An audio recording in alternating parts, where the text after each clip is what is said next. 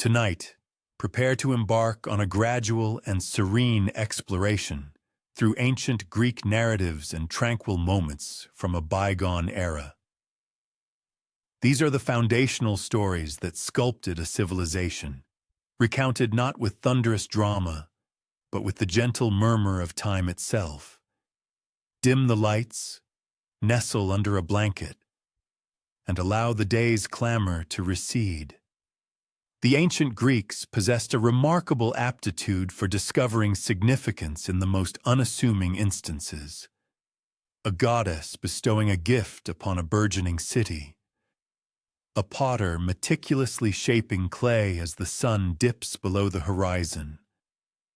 A child engrossed in play with a toy that might one day safeguard lives. These were not the monumental adventures one might anticipate, but rather the subtle human experiences that imbued their world with authenticity. Now lower the illumination.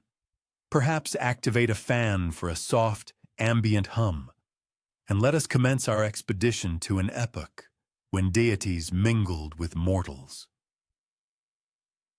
Yet, even these powerful beings occasionally preferred serene interludes over grandiose displays. Have you ever considered how the most crucial triumphs sometimes unfold, not through clashing swords or raging tempests, but through a singular, brilliant concept? This exact scenario transpired on a hilltop in ancient Greece, where two gods vied, not for opulent treasures or resounding glory, but for the esteemed privilege of naming a city that, at that moment, was merely an aspiration. Envision this tableau, if you will. It is dawn on the craggy eminence that would, in time, cradle the magnificent Parthenon. But for now, it is merely limestone and wild herbs swaying delicately in the Mediterranean breeze. The nascent inhabitants of this unnamed settlement have convened, their unassuming wool tunics gently stirred by the soft wind. Their presence here is not for amusement. They are gathered to make what is arguably the most momentous decision their nascent community will ever confront. Poseidon makes his entrance first, as sea deities are wont to do, radiating the self-assuredness of one who commands every molecule of water from here to the distant horizon. One can almost discern the crunch of his sandals on the parched earth, a sound starkly contrasting his customary dominion of foam and briny spray. His beard carries the subtle aroma of oceanic depths, and with his every movement, a faint echo of waves gently caressing distant shores might be perceived.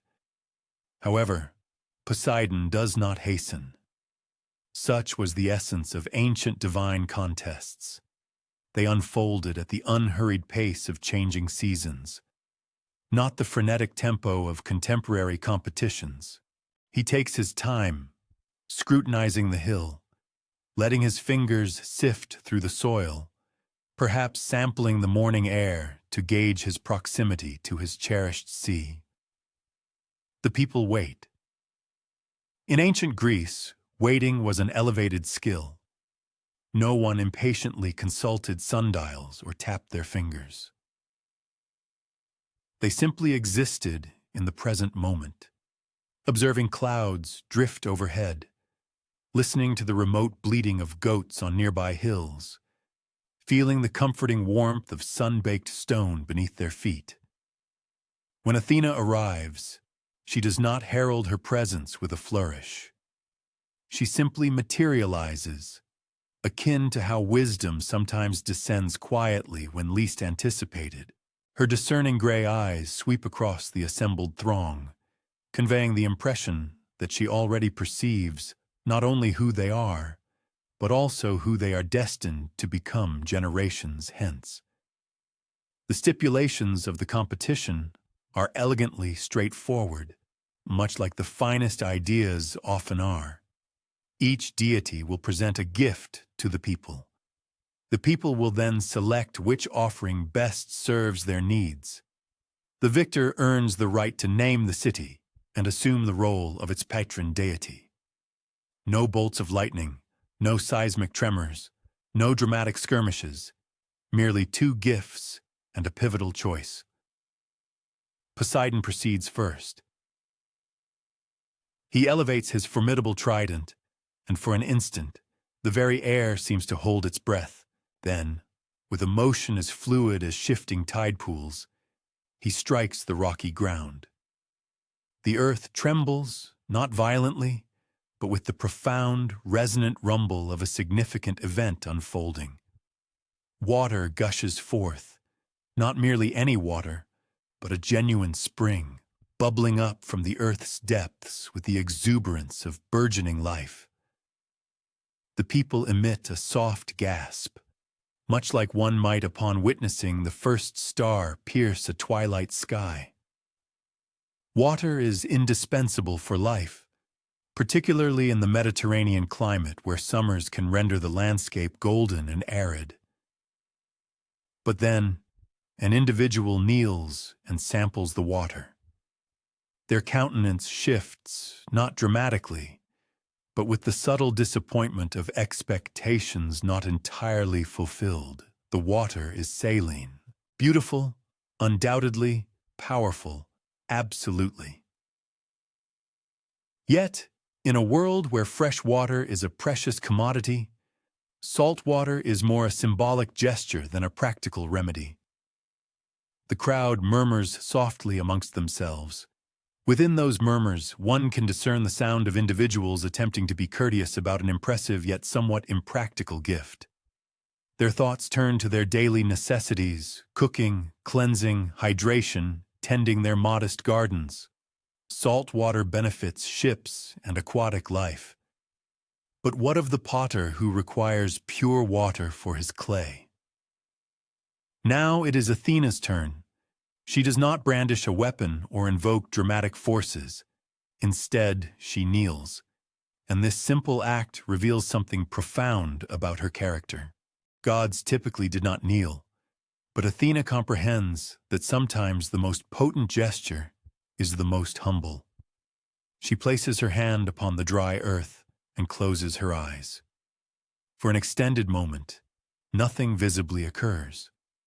The people wait, perhaps wondering if they have overlooked something. But then, almost imperceptibly, a minuscule green shoot pushes through the soil beneath her palm. It grows slowly, as all truly enduring things do. First, a stem as slender as a child's finger, then leaves, small and silvery green, catching the morning light. The people lean forward, not in overt excitement, but with the quiet fascination one experiences when observing something genuinely new come into existence. As the plant continues to mature, and it consumes long minutes, not cinematic magic seconds, its true nature becomes apparent. It is an olive tree, the very first olive tree anyone in this locale has ever witnessed. The trunk gradually thickens, akin to the slow accumulation of wisdom over years. Branches extend with deliberate patience, and then, in a moment that feels more like a gentle endowment than a miracle, small green fruits emerge among the leaves. Someone reaches out and plucks one of the olives. They bite into it cautiously. After all, this is a fruit no one has ever tasted before. The flavor is intricate, subtly bitter, brimming with possibilities. Another person takes an olive and discovers that when crushed, it yields golden oil that adheres to their fingers with a valuable weight. And it is here that Athena's true brilliance manifests. She does not merely present them with a tree, she imparts understanding. Without uttering a single word, the people somehow begin to grasp the profound significance of what they hold. This is not merely sustenance, although the olives can certainly be consumed. This is not merely a tree, although its wood is robust and its shade welcoming. This is potential. The oil can fuel lamps, repelling the darkness of protracted winter nights. It can preserve food, allowing summer's bounty to endure through lean months. It can soothe wounds, soften skin, condition leather. The wood can construct vessels, fashion implements, frame dwellings. Even the leaves possess utility, medicine, animal fodder, symbols of tranquility and triumph. But perhaps most crucially, this tree will propagate. One tree will multiply into many trees, forming extensive olive groves, becoming a cornerstone of an entire civilization. The people are not simply receiving a gift, they are receiving a future. The ensuing choice is made quietly. There is no dramatic proclamation, no cheering throngs.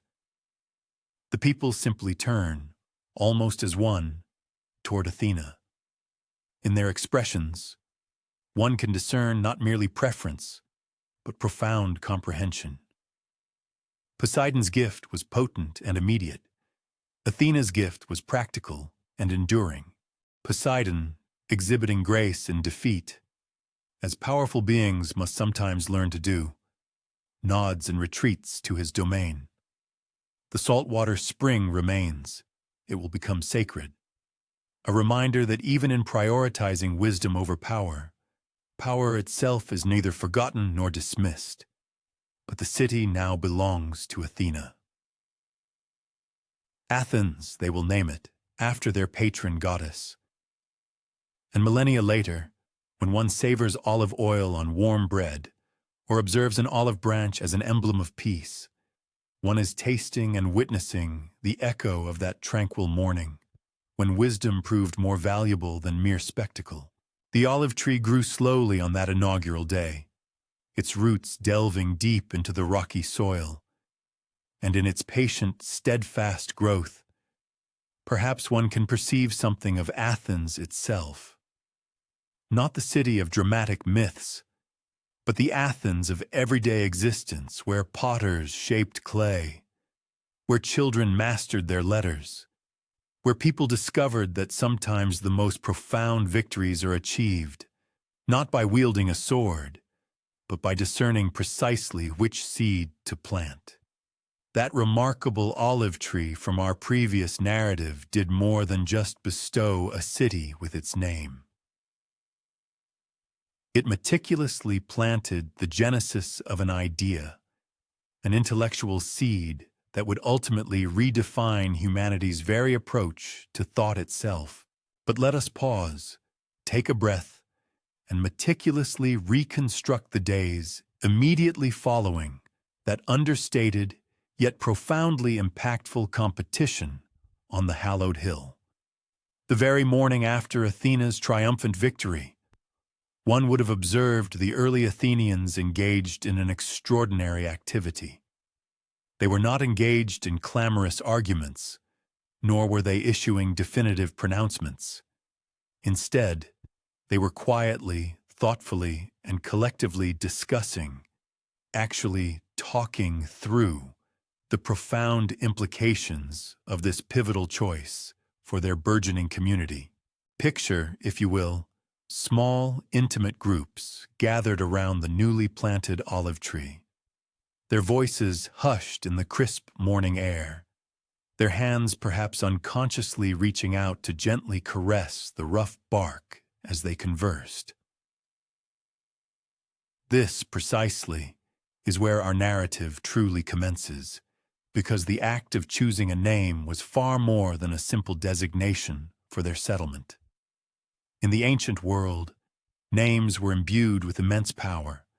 They encapsulated identity, and most significantly, they conveyed profound intention. When one chose to name something after a deity, one was, in essence, making a solemn promise about the inherent character and aspirations of the place they endeavored to create. A venerable farmer, whose hands bore the indelible marks of the earth, might have been the first to voice his thoughts. Athena bestowed upon us a gift for perpetual utility, he would have declared, gently turning an olive between his gnarled fingers. something not merely for the present day, but for our progeny and their descendants through countless generations. His voice would have resonated with the profound, practical wisdom of one who understood that superficial offerings often diminish, while truly beneficial ones accumulate value over time. A youthful mother, cradling her infant in serene slumber, would likely have nodded in agreement. Her mind would have been occupied with the precious olive oil, destined to illuminate their dwelling safely through the depths of winter, and with provisions that would preserve sufficiently to sustain her child during periods of scarcity. When we utter the name Athens, she might have softly articulated, "We are affirming our collective choice to envision the future." It was precisely in this unassuming, commonplace exchange between individuals that an extraordinary transformation commenced. They were not simply selecting a designation, they were consciously embracing a particular philosophy for navigating the world. Chateau Athens was destined to evolve into a metropolis renowned for its commitment to comprehensive deliberation, for meticulously considering diverse viewpoints, and for judiciously assessing all alternatives before reaching a conclusion. In the ensuing weeks, as intelligence of this naming decision permeated into adjacent settlements, a remarkable phenomenon unfolded. Other communities began dispatching emissaries to personally behold this celebrated olive tree, and to engage with these individuals who had prioritized discernment over mere ostentation. These visitors were not arriving with intentions of conquest or commercial transactions. Their sole purpose was to comprehend the methodology by which a decision could be forged when people genuinely engaged in mutual listening. Envision these nascent diplomatic encounters. Travelers, arriving caked with dust from arduous mountain trails, would be graciously offered refreshing water and a cool respite beneath the shade.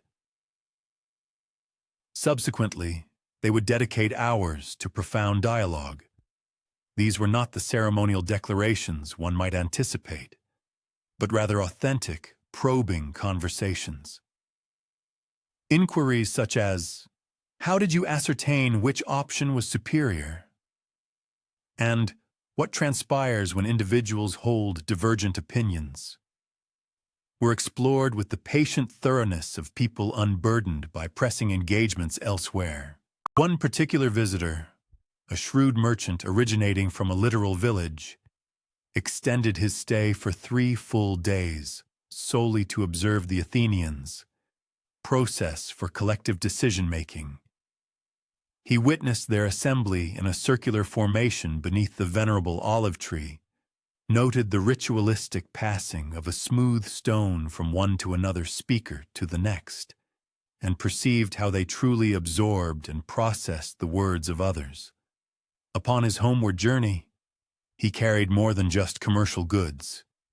He bore the profound memory of an entirely distinct approach to resolving complex issues.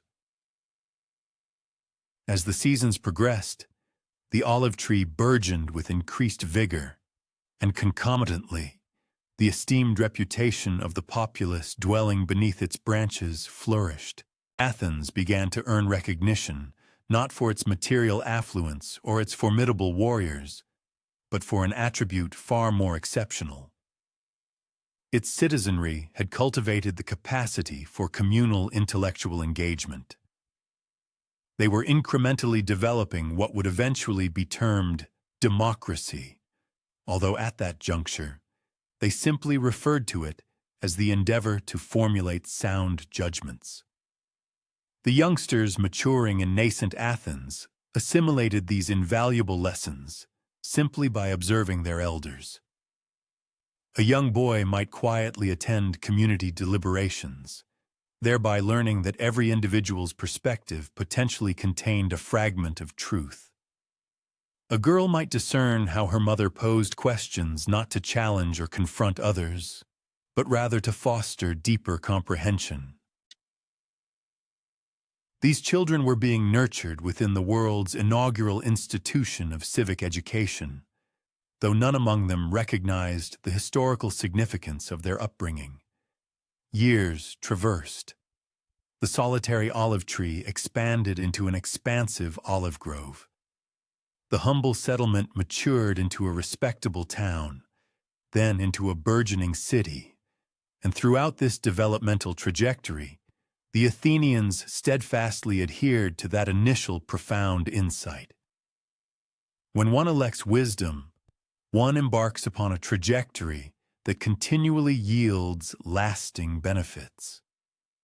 They established educational institutions where young individuals were instructed not merely in factual knowledge, but in the crucial skill of critically scrutinizing those facts.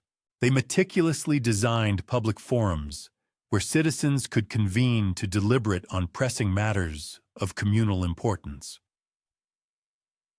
However, perhaps most significantly, they commenced attracting intellectual luminaries from every corner of the known world: philosophers, educators, scholars, individuals who had caught wind of a place where the act of posing questions was esteemed more highly than possessing immediate answers. These esteemed visitors would arrive anticipating the discovery of some esoteric knowledge, some concealed profundity.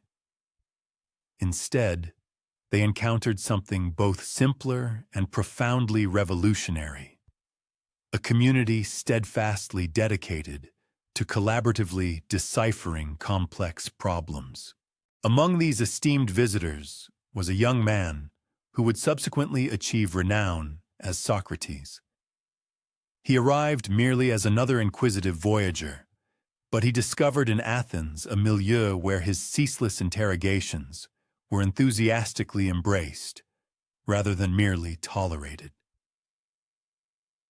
Here was a city fundamentally established upon the principle of favoring the judicious, thoughtful offering over the superficially dazzling one. And that foundational tenet had engendered a cultural environment where intellectual inquiry itself was profoundly celebrated. Socrates would dedicate his entire existence to traversing the thoroughfares of Athens, engaging citizens from all societal strata, probing them to articulate the true implications of terms such as justice, courage, or wisdom.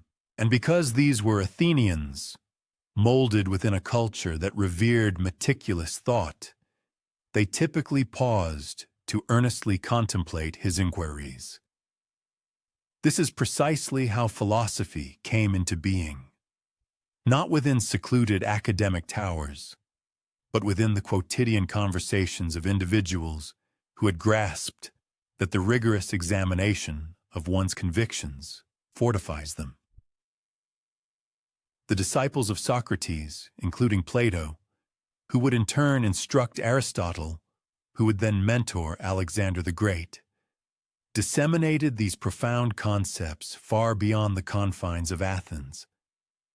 They propagated the notion that lucid thinking constituted a valuable skill worthy of cultivation, bringing it to royal courts and scholarly institutions across the entire known world. The quiet, seminal decision made beneath an olive tree had evolved into a transformative force, fundamentally reshaping the very fabric of civilization.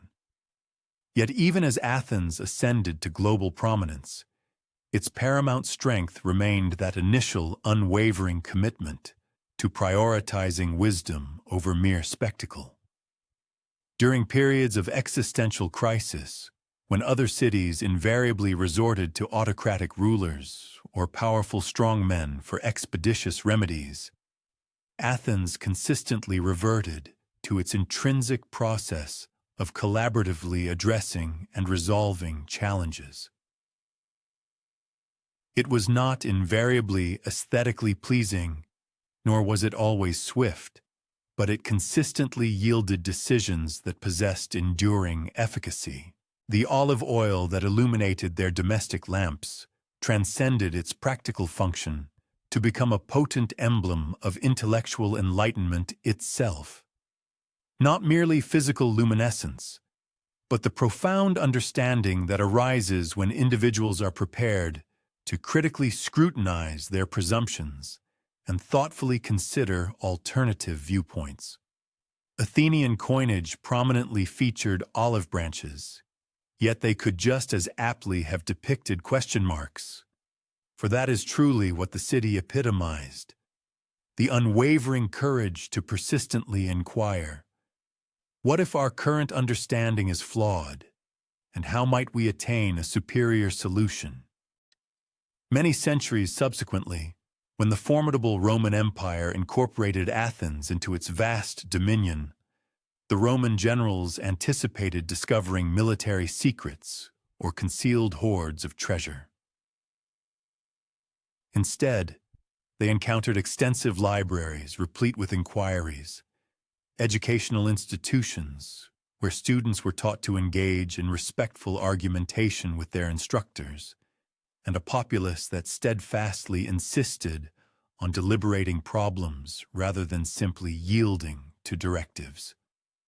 The Romans were initially perplexed, then profoundly impressed, and ultimately transformed by the profound intellectual legacy they unearthed.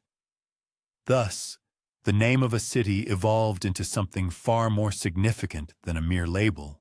It became a solemn pledge concerning the potential manner in which human beings might interact with one another when they recollect that genuine wisdom frequently manifests in unassuming forms and communicates with quiet conviction. Today, when we discourse upon Athenian democracy or the concept of the examined life, we are still inhabiting the world that originated from that singular, pivotal moment when people consciously opted for the practical, enduring gift over the ephemeral, flashy one, and subsequently possessed the patience to thoroughly contemplate the profound implications of that choice. When those pioneering Athenians selected Athena's olive tree in preference to Poseidon's spring, they likely did not fully grasp that they were simultaneously determining the fundamental composition of their morning repast for the ensuing millennium. Food, as it unequivocally transpired, profoundly shapes not merely our physical anatomies, but the entirety of our societal existence. And nowhere was this truth more self-evident than within the confines of ancient Athens. Envision a quintessential Athenian morning. Perhaps 50 years after the city received its distinguished appellation, the sun gradually ascends over the rugged rocky hills, casting a gentle golden radiance upon the pristine marble dwellings. Within a modest abode situated in proximity to the agora, a woman named Melania awakens prior to dawn, roused not by the abrupt clamor of an alarm, but by the subtle stirring of her household as the nocturnal coolness gradually recedes. Her initial undertaking, a responsibility common to mothers throughout history, involves nourishing her family. However, it is precisely at this juncture that ancient Athens reveals its distinctive character. Melania's preparation of breakfast is both simpler in its execution and more profound in its implications than one might conceivably anticipate. She commences with bread, not the soft, yielding loaves to which we are accustomed, but rather dense, coarsely textured bread crafted from barley. Wheat, being a costly commodity, was reserved as a luxury for special occasions.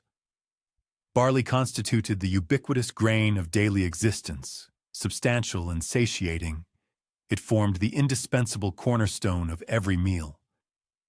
Yet this bread is not consumed unadorned. Melania liberally drizzles it with olive oil, that divine gift from Athena, and perhaps sprinkles it with crystalline sea salt procured through trade from coastal communities. This unassuming amalgamation encapsulates everything that rendered Athens' existence feasible, grain cultivated from the fertile surrounding countryside, oil extracted from the revered sacred groves, and salt from the expansive sea that served as their conduit to the broader world. Three fundamental ingredients. Yet collectively, they narrate the compelling saga of a civilization learning to flourish within a challenging geographical milieu. As Melania meticulously prepares the morning meal, she might incorporate a handful of olives, still possessing their characteristic tartness from the tree, meticulously preserved in their own briny solution. Her offspring would awaken to the inviting aroma of this unpretentious repast, learning from their earliest formative years that sustenance was not merely a source of caloric energy, but an intrinsic link to the very identity of their city. Each morsel of bread served as a tangible reminder of the diligent farmers who tended the grain fields. Every precious drop of oil carried within it the profound narrative of their revered patron goddess. However, the morning repast served merely as an overture. The ancient Athenians cultivated a remarkably distinct bond with their sustenance, one characterized by both a constrained scope and a profound, deliberate purpose, starkly contrasting with contemporary culinary habits. Their dietary choices were intrinsically linked to the immediate natural environment, consuming only what flourished in the local terrain, what the current season generously offered, and provisions capable of secure preservation throughout the colder, more austere winter period. Far from embodying a sense of deprivation or limitation, this practice fostered a deep, almost personal connection with their provisions. Each inhabitant of Athens possessed an intimate understanding of the precise origins of their nourishment, a direct consequence of the geographical constraints that precluded widespread or distant sourcing. Midday sustenance, when observed as a distinct meal rather than a mere snack, typically comprised a modest selection of dried figs, creamy soft cheese crafted from the rich milk of goats, and additional portions of their staple bread, generously drizzled with olive oil. These sun-dried figs offered a natural sweetness, ample to gratify what modern palates would categorize as a desire for dessert, yet simultaneously provided sufficient caloric energy to sustain the arduous labor often required for an entire afternoon. Concurrently, the goat's milk cheese contributed vital protein and calcium, fundamental nutritional components indispensable for the construction of the magnificent temples and intricate sculptures that would ultimately elevate Athens to global renown. Once more, the emphasis lay on unadorned, straightforward ingredients, each meticulously chosen and perfectly adapted to the specific Mediterranean climate and the overarching cultural ethos of the city-state. At this juncture, the narrative takes a particularly compelling turn. The seemingly unembellished nature of their cuisine inadvertently fostered an unforeseen societal dynamic. Given that their daily repasts necessitated neither intricate culinary processes nor the procurement of rare, imported components, the time dedicated to food preparation was considerably abbreviated, while paradoxically, the duration allocated to consumption was significantly extended. Consequently, Athenian households would habitually tarry at their modest tables, engaging in animated conversation, deliberating upon the occurrences of the day, and recounting various tales and anecdotes. In essence, the family dining table transformed into a microcosm of their burgeoning democracy, a vital arena where even the youngest members of society were encouraged to articulate their viewpoints and cultivate the crucial skill of attentive listening to differing perspectives. The evening repast, recognized as the paramount culinary occasion of the entire day, frequently showcased fresh fish, particularly for families residing in proximity to the coastline, or those with the financial means to undertake an expedition to the bustling fish market. Typically, this involved small, freshly caught fish, expertly grilled intact over glowing charcoal embers, then exquisitely seasoned with an aromatic medley of herbs harvested directly from the wild flora adorning the surrounding hillsides, such as pungent oregano, fragrant thyme, and earthy rosemary. As the sun gradually descended below the horizon, the fragrant plumes of smoke emanating from innumerable cooking hearths would gently waft across the entire urban landscape, weaving a collective olfactory tapestry that unequivocally evoked a profound sense of home for every single Athenian citizen. Plant-based sustenance occupied a more greater position within the ancient Athenian dietary regimen than contemporary assumptions might initially suggest. This prevalence was not driven by a deliberate vegetarian lifestyle choice, but rather by the prohibitive cost of animal protein and the consistent dependability of vegetable crops. A typical meal prepared by a household matriarch like Melania could feature hearty lentils, slow-cooked to perfection with pungent onions and aromatic garlic, or perhaps creamy chickpeas, expertly mashed and enriched with generous amounts of olive oil and a selection of local herbs. Such preparations demanded a considerable degree of culinary patience to be executed correctly, embodying a style of slow cooking that inherently afforded family members ample opportunity to congregate within the kitchen's warm embrace, engaging in lively conversation as their evening meal gently simmered to completion. Vinous beverages graced the tables of most evening meals, though their consumption and character bore little resemblance to modern practices. The wine of antiquity was invariably combined with water, frequently in proportions of 2 parts water to a single part wine, and on occasion, it was rendered even more extensively diluted. The primary objective of this practice was emphatically not intoxication, but rather the provision of a palatable and hygienically secure liquid refreshment. Untreated, unmixed water often posed health risks due to potential contaminants, whereas the judicious blend of wine and water offered both an agreeable taste and recognized health benefits. Remarkably, even youngsters partook of this attenuated wine, thereby internalizing the virtue of moderation as an organic and integral aspect of their maturation process.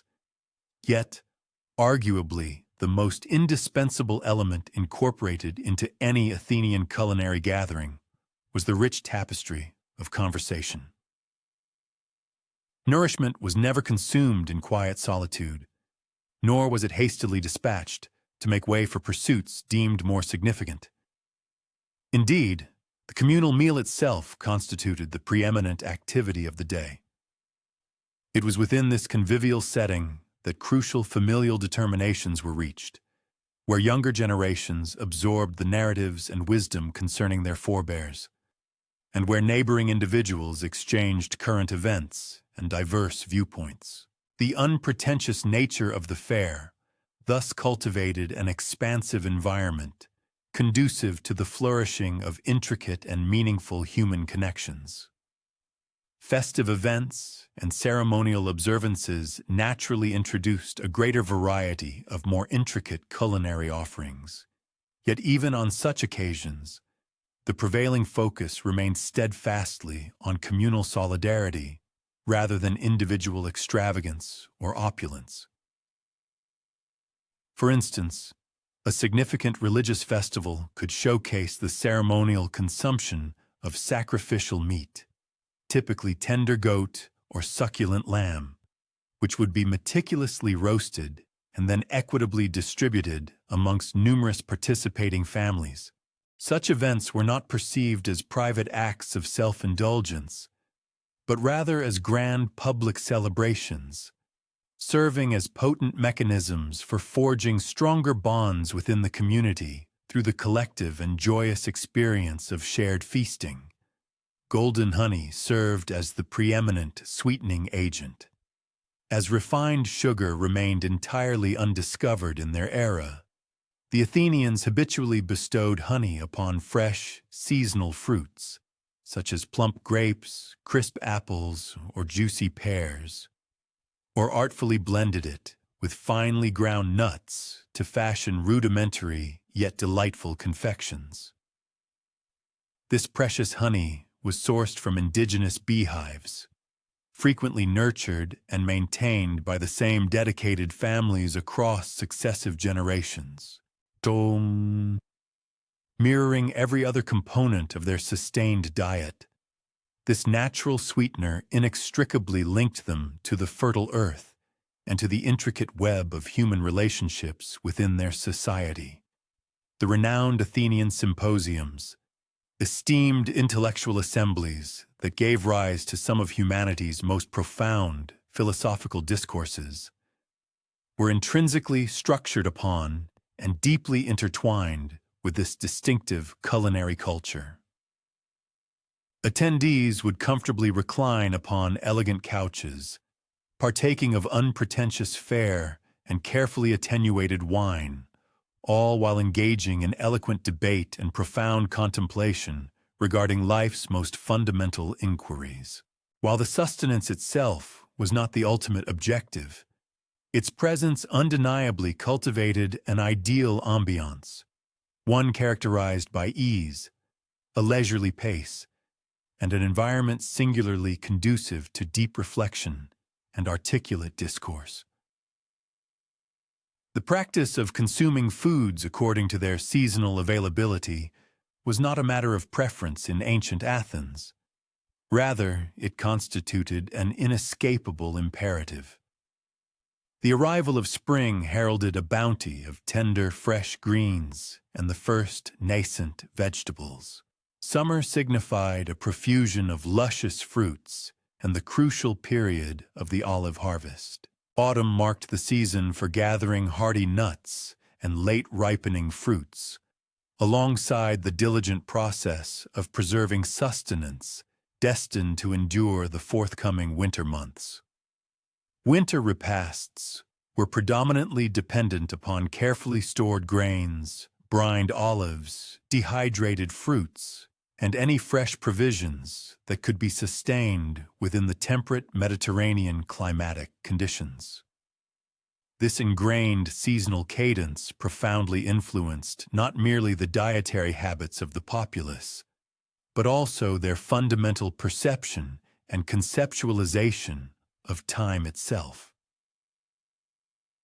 The denizens of ancient Athens existed in a far more profound and intrinsic alignment with the rhythms of the natural world than contemporary societies typically do.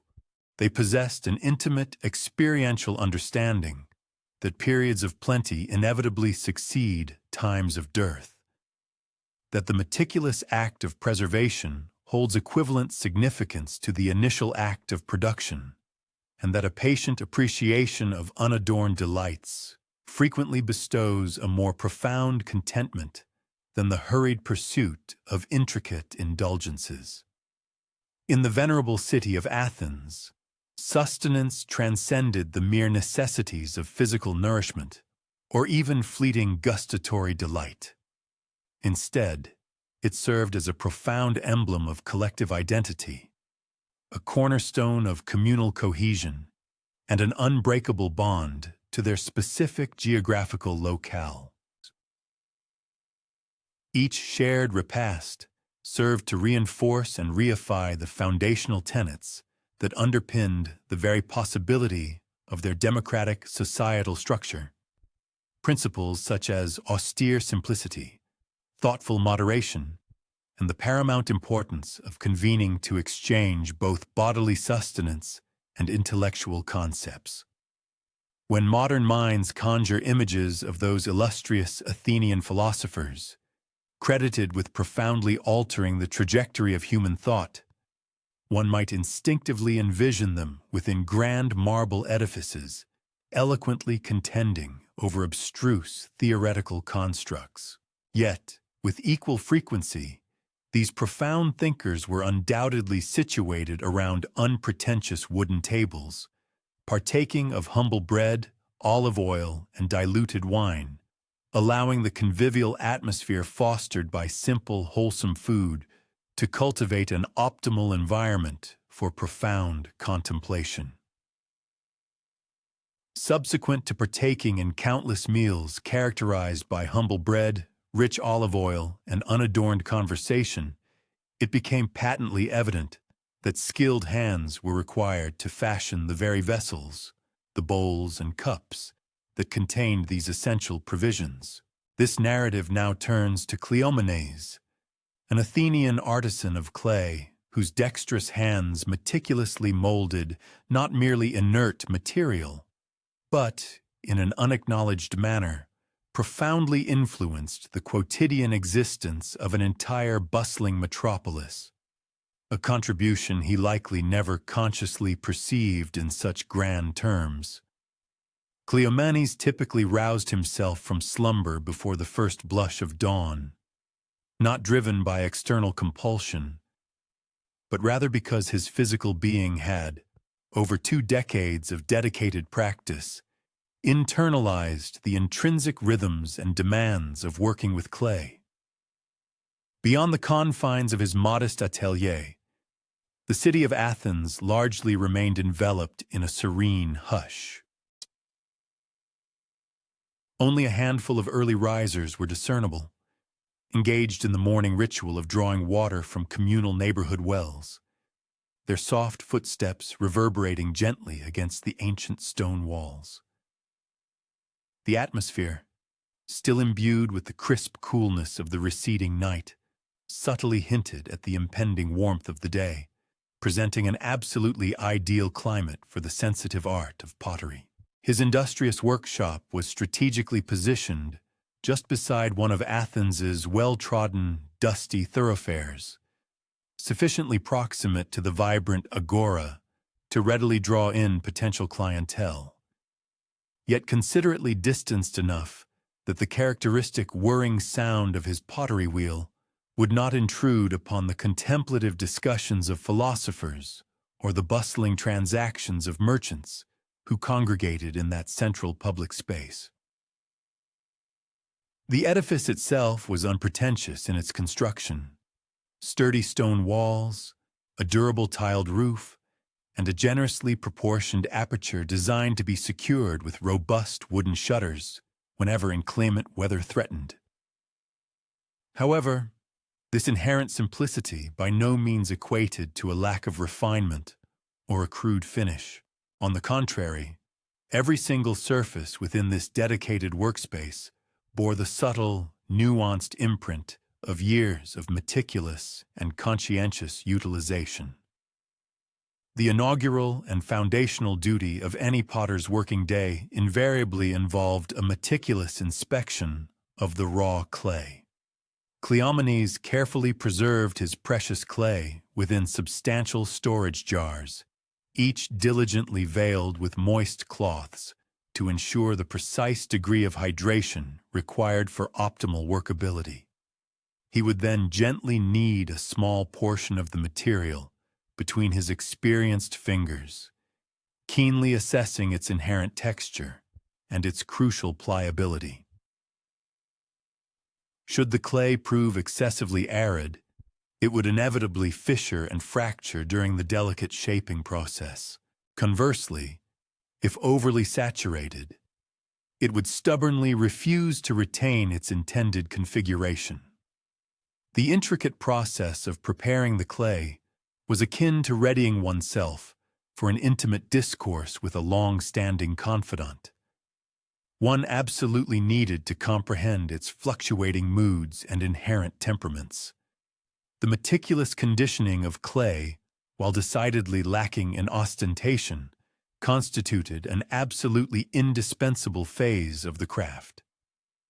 Cleomenes would painstakingly incorporate water, droplet by precise droplet, kneading it thoroughly with his bare hands until the material achieved a consistency that felt instinctively perfect to his touch. Such profound understanding was not amenable to written codification or verbal articulation. It could only be acquired through an enduring apprenticeship of daily, tactile engagement with the clay over many arduous years. Indeed, his hands possessed an intuitive wisdom, discerning nuances that his conscious intellect did not fully grasp, much in the same way a mother instinctively comprehends the distinct meaning behind each of her child's varied vocalizations. As the nascent sun commenced its daily ascent, casting its first rays of illumination across the firmament, Cleomenes initiated the operation of his venerable potter's wheel. This was not one of the sophisticated, electrically powered mechanisms prevalent in the modern era, but rather a substantial stone disc, which he expertly propelled into rotation using the rhythmic motion of his foot. The ensuing rhythm was profoundly meditative, a steady sequence of pushing, spinning, pushing, and spinning. The accompanying sound was characteristically soft and unceasing, reminiscent of a steady heartbeat or the faint, distant murmur of ocean waves. Indeed, local residents frequently remarked upon the calming effect of this sound, perceiving it as a comforting and dependable fixture in the unfolding tapestry of their daily lives. On this particular day, his focus was dedicated to the creation of bowls. These were not ornate ceremonial artifacts destined for grand rituals, but rather utilitarian, quotidian vessels crafted for the common populace in their daily lives. Specifically, they were the very receptacles from which Athenian families would partake of their nourishing lentils and rich olive oil, where young children would acquire the fundamental skill of utilizing spoons, and within which culinary remnants would be carefully preserved and shared amongst household members. While such humble pottery pieces seldom find their ultimate resting place within the hallowed halls of museums, it is precisely these unassuming objects that, in their ubiquity and utility, genuinely facilitated the very fabric of civilization. Achieving perfect concentricity of the clay upon the spinning wheel constituted the initial and most pivotal stage of the entire process, a feat considerably more challenging than its apparent simplicity might suggest. Absolute precision in centering the clay was paramount, for any deviation would inevitably result in a subsequent asymmetry or irregularity in the finished piece. Cleomenes applied subtle pressure with his skilled thumbs, delicately adjusting and meticulously readjusting the material until it revolved with unwavering stability, entirely devoid of any discernible oscillation. A profound sense of gratification permeated that precise instant when perfect equilibrium was attained. The once recalcitrant clay ceased its resistance and commenced an amenable cooperation with the craftsman's intent. While meticulously sculpting the inaugural bowl, his thoughts naturally drifted to contemplate the fundamental origins of the very clay he was manipulating. This specific batch of raw material originated from geological deposits situated approximately a day's pedestrian journey from Athens, a locale where the earth boasted an exquisitely balanced composition of essential minerals. He possessed an intimate familiarity with the individual responsible for excavating it, the patient donkey tasked with transporting it to the bustling market, and the precise itinerary it traversed before ultimately arriving at his workshop. In the context of ancient Athenian society, one simply could not experience the same degree of detachment from the fundamental sources of one's raw materials, as is commonly observed in the contemporary world. The pliant clay yields beneath his skillful touch, gradually assuming the intended form he meticulously envisions. Yet the craft of pottery diverges significantly from that of sculpture. The artisan does not simply impose his will upon the raw material. Instead, he engages in a collaborative dialogue with the clay's inherent characteristics, gently guiding it towards a state of utility. Exert too much force, and the nascent walls will crumble. Apply too little, and the vessel remains an unformed, inert disk. It is an intricate, continuous negotiation, demanding both unwavering patience and acute discernment. As the morning hours unfold, Cleomenes observes the arrival of his initial patrons. A youthful mother approaches, seeking a replacement feeding cup for her energetic toddler.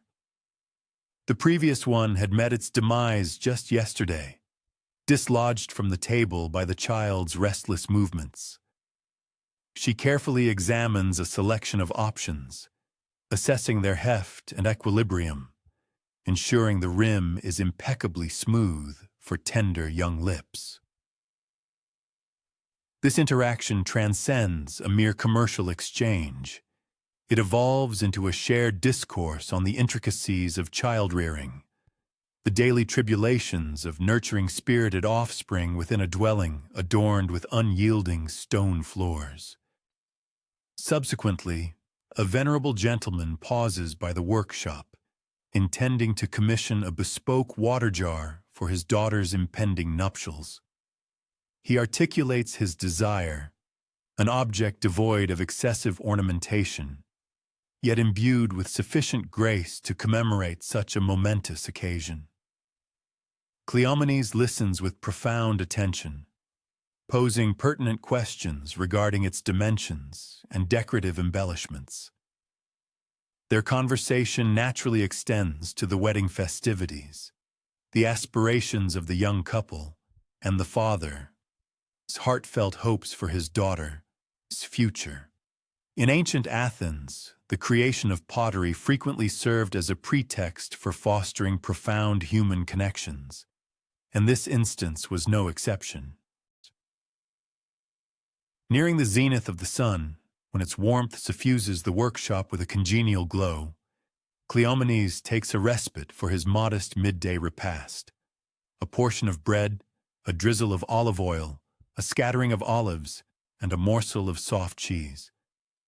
Nevertheless, even during this interlude, his hands remain purposefully engaged. He meticulously inspects pieces crafted the preceding day, which have undergone overnight drying, scrutinizing them for any nascent fissures or imperfections. Some items are now deemed ready for their inaugural firing, while others still require an extended period of desiccation. Positioned behind his workshop, the kiln stands as both the most indispensable and potentially perilous component of his entire operation. It is a robust stone edifice, personally constructed by Cleomenes, engineered to attain the scorching temperatures requisite for transmuting pliable clay into resilient, enduring pottery. The methodical loading of the kiln demands meticulous foresight. Larger pieces are strategically placed at the base, with smaller items carefully nestled and secured above. Every element is precisely positioned to facilitate the uniform circulation of intense heat. However, today is not designated for firing. Rather, it is a day dedicated to the creation of new pieces, to accumulating a sufficient inventory to render the firing process economically viable. Cleomenes subsequently returns to his potter's wheel, commencing work on a series of larger storage jars. These vessels necessitate a greater volume of clay, demand increased physical exertion, and require even more scrupulous attention to maintaining the uniform thickness of their walls as they ascend to considerable heights. While he toils, the afternoon light inexorably shifts, compelling the potter to adapt accordingly. Direct solar exposure can hasten the drying of clay excessively, leading to undesirable cracking. Consequently, he adjusts his stance, relocates delicate pieces to more shaded areas, and carefully drapes works in progress with moist cloths. The prevailing weather conditions are not external phenomena to his labor. They are, in fact, an intrinsic and active participant in the genesis of every single piece he fashions. The late afternoon hours usher in a distinct cohort of customers, men returning homeward from their day's exertions in the bustling agora, perhaps seeking replacements for damaged household articles, or perhaps a finely crafted oil lamp intended as a thoughtful present for their spouses. Children, their eyes wide with wonder, peer into the workshop, utterly captivated by the miraculous metamorphosis of humble mud into functional objects. Cleomenes occasionally permits them to experiment with small portions of clay, harboring the understanding that today's inquisitive child might very well evolve into tomorrow's skilled potter.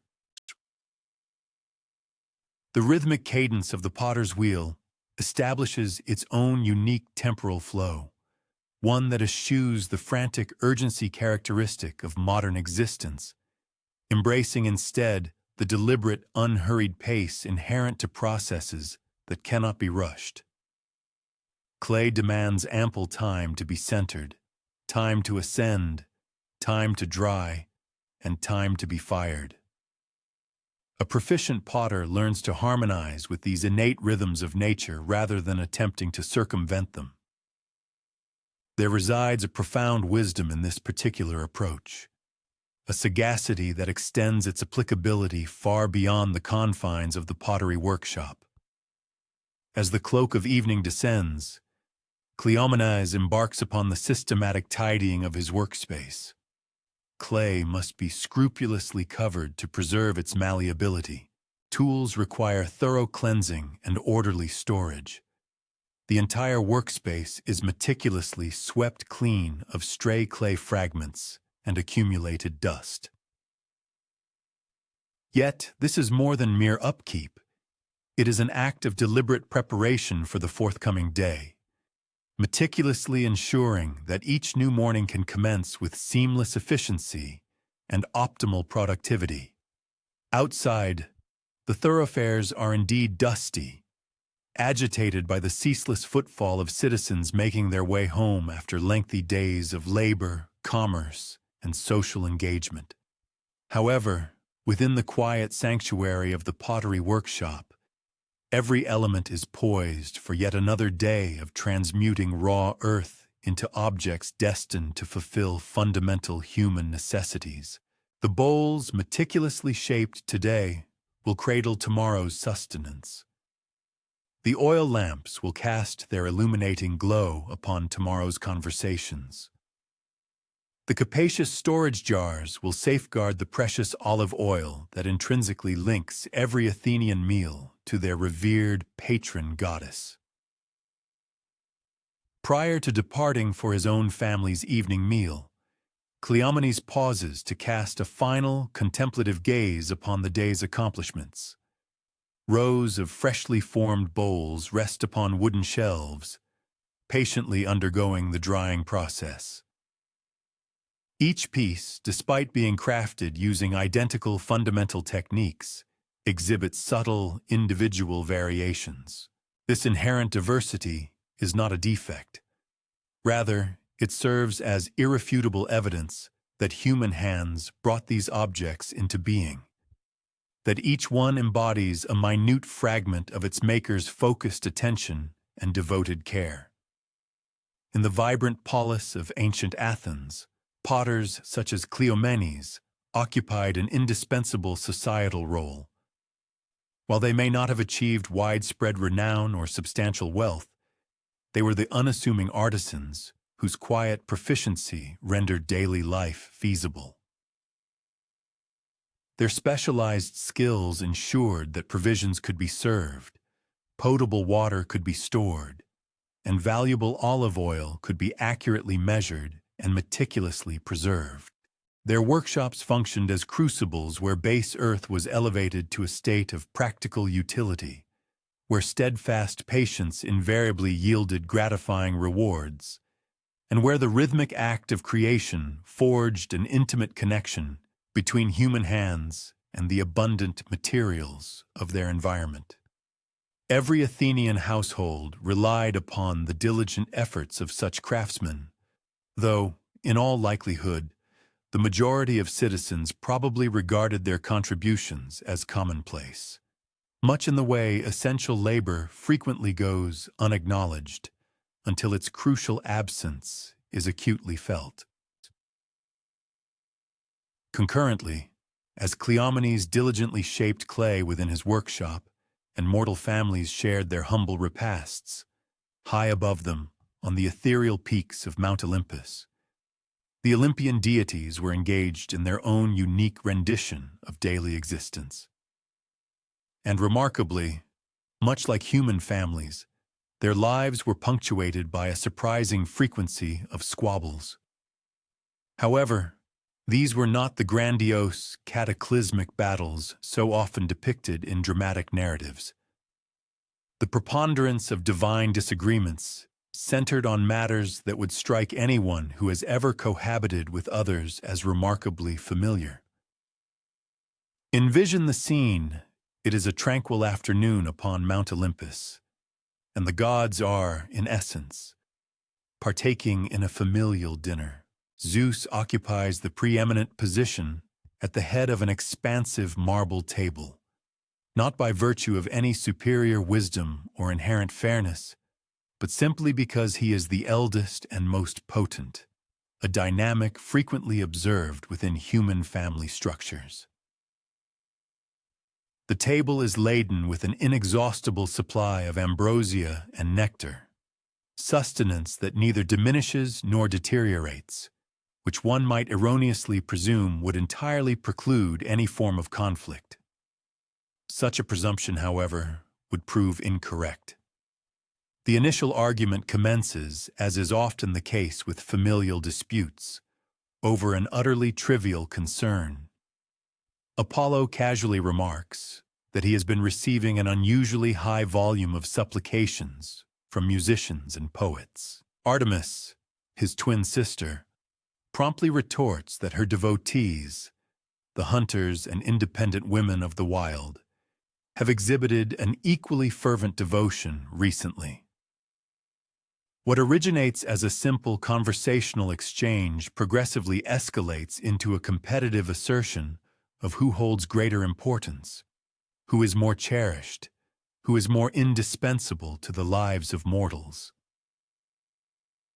Athena, seated with an air of composed serenity to Zeus's right, observes this recurrent pattern with an understanding born of ancient wisdom. She grasps a profound truth that often eludes mortals for many years. The true essence of most arguments seldom aligns with their superficial appearance. Apollo and Artemis are not genuinely contending over statistical prayer tallies. They are, rather, grappling with the same fundamental inquiries that confront all siblings. What is my distinct place within this family unit? How do I establish my significance? What renders me exceptional? The unvarnished truth is that the Greek gods engaged in conflict for precisely the same reasons that human families contend. They were bound by shared habitation. They possessed disparate personalities, and crucially, they were perpetually confined to one another's company for all eternity.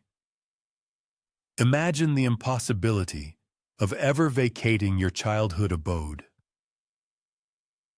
Conceive of never being able to transition to a different profession. Envision the inescapable necessity of encountering your relatives at every festive occasion. Now, augment this scenario with the additional factors that every member of this family possesses limitless supernatural capabilities and harbors grievances for centuries. This indeed constitutes the quintessential formula for Olympian family dynamics. Consider, for instance, the marital discord between Hera and Zeus. Their conjugal disputes were not grand, cosmic clashes between opposing forces of order and chaos. They were instead the predictable arguments of a long-married couple who had, over time, perfected the art of provoking each other's vulnerabilities with surgical precision. Zeus would engage in flirtations with mortal women, not necessarily driven by an overwhelming surge of passion, but rather because he understood it would unfailingly irk Hera. Hera, in turn, would retaliate with meticulously crafted schemes of retribution, not because she was inherently malicious, but because she felt consistently unheard and unappreciated. Their recurrent altercations adhered to discernible patterns. Zeus would commit some inconsiderate and self-absorbed act. Hera would respond by inflicting punishment upon an individual tangentially connected to Zeus's transgression, typically an innocent mortal woman who had happened to attract his attention. Zeus would then adopt a defensive posture and accuse Hera of excessive reaction. Hera would then, quite accurately, highlight Zeus's consistent failure to consider the ramifications of his actions on others. This cycle would perpetuate itself endlessly, never quite resolving the underlying fundamental issues. However, herein lies a fascinating insight. These arguments, paradoxically, served a functional purpose.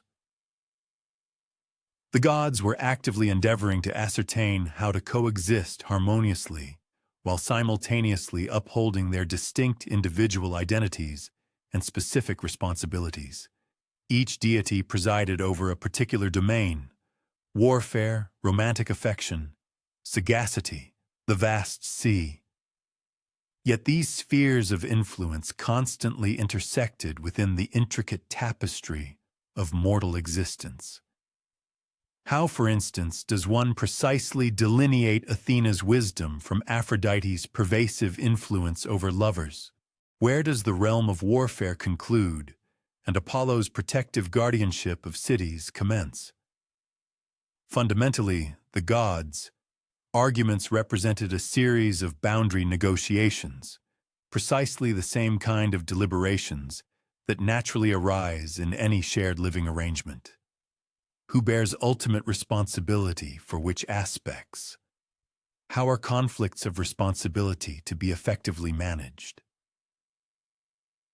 What transpires when mortals direct their prayers to multiple deities for assistance with an identical predicament? These were not abstract theological conundrums, rather. They constituted eminently practical considerations pertaining to the day-to-day administration of the divine household. The legendary contest between Poseidon and Athena for the patronage of Athens epitomized the typical dynamics of divine disagreements. In these instances, two powerful deities would find their interests converging on the same objective or domain. Instead of pursuing collaborative efforts, which would necessitate an acknowledgement of mutual dependence, they would instead engage in a spirited rivalry to demonstrate who could offer the superior service or gift. The victor not only garnered immense prestige, but more crucially, achieved a profound clarification of their specific role and inherent worth within the expansive divine pantheon.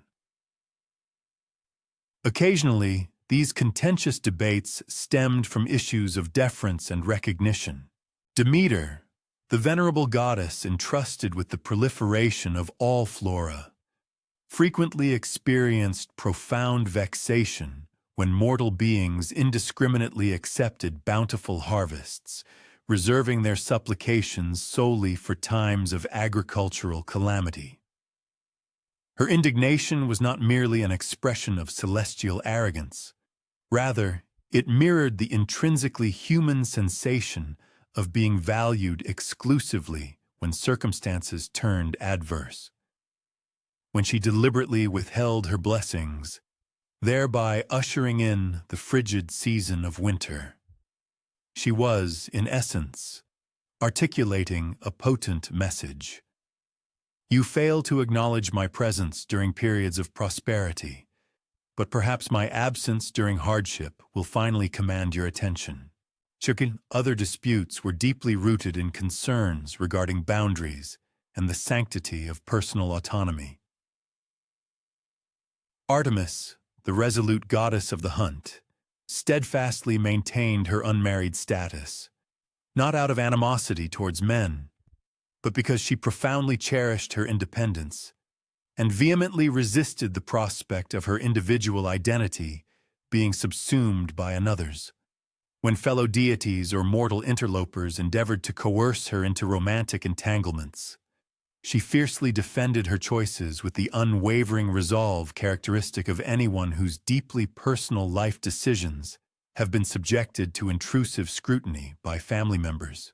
The deity who perhaps possessed the most profound comprehension of intricate family dynamics was Hestia, the venerable goddess of the hearth and home. She seldom embroiled herself in the tumultuous squabbles of her divine kin, choosing instead to concentrate her energies on preserving the sacred spaces where familial life thrived. While her siblings engaged in fierce contests over territorial dominion and coveted recognition, Hestia meticulously ensured the perpetual burning of the domestic fires, both literally and symbolically. She instinctively understood the imperative for a stable, central anchor around which the inevitable divine dramas could safely unfold. Nevertheless, even Hestia, with her profound serenity, had her breaking points. When the incessant arguments of the other gods began to detrimentally impact mortal families, when celestial disagreements instigated devastating wars that forcibly separated parents from their offspring, or when divine retribution shattered mortal households, Hestia would, with quiet authority, voice her dissent. Her interventions, though infrequent, were remarkably efficacious, largely because every deity recognized that she would only intercede when matters had unequivocally escalated beyond acceptable limits. The gods' disagreements also served as a vivid reflection of their disparate methodologies for conflict resolution. Ares, the impetuous god of war, advocated for an immediate and forceful resolution to every contention, preferring to bring conflicts into the open and settle them through direct, often violent, confrontation. Athena, the sagacious goddess of wisdom, favored a methodical approach characterized by strategic thinking and meticulous long-term planning. Aphrodite, the enchanting goddess of love, firmly believed that the majority of problems could be ameliorated through the cultivation of stronger relationships and deeper emotional connections. Hermes, the cunning messenger of the gods, was convinced that any impasse could be successfully negotiated, provided one discovered the appropriate leverage or perspective. These were not mere idiosyncratic personality traits. Rather, they represented distinct, yet equally valid, approaches to managing discord. The gods' arguments thus functioned as a rigorous testing ground for these diverse methodologies, pitting them against one another in a grand, cosmic crucible.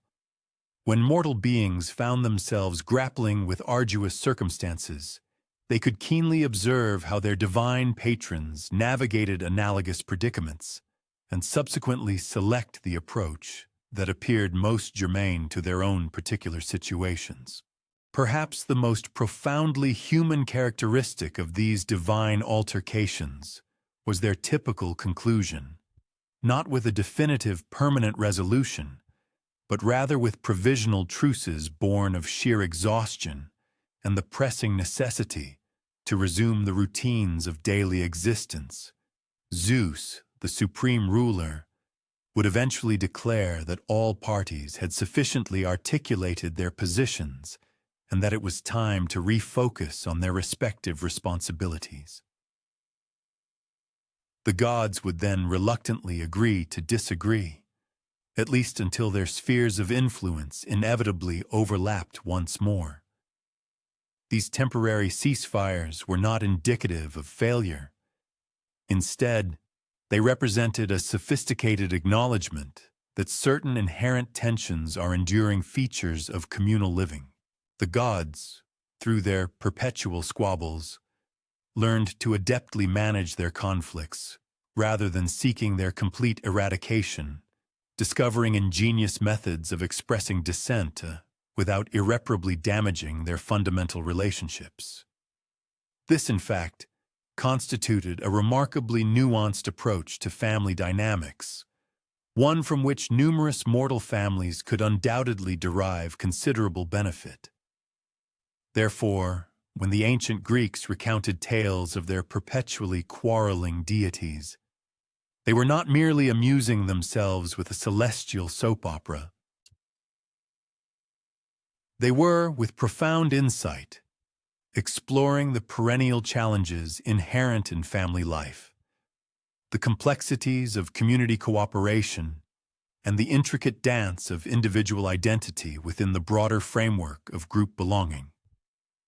The gods engaged in conflict for precisely the same fundamental reasons that humans do, because caring deeply about something invariably entails moments of disagreement, because cohabitation necessitates ceaseless negotiation, and because even immortal entities must ultimately ascertain how to assert their unique selves while simultaneously remaining an integral component of something vastly larger. Just as the gods diligently navigated their intricate family dynamics around that eternal, gleaming marble table, so too, down on the terrestrial plane, the tangible repercussions of their divine attention and their very human-like arguments unfolded in profoundly relatable ways. This particular narrative focuses on Nicias, a humble farmer whose modest abode was situated on the outskirts of Athens, and recounts the pivotal day when his unremarkable existence intersected with an act of divine intervention in the most surprisingly mundane fashion imaginable. Nicias was, by all accounts, an ordinary man, which is precisely what rendered him the ideal protagonist for this particular chronicle.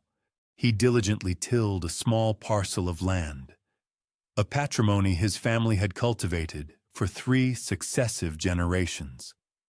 A stony terrain that demanded immense patience and unwavering persistence to yield even a moderate harvest.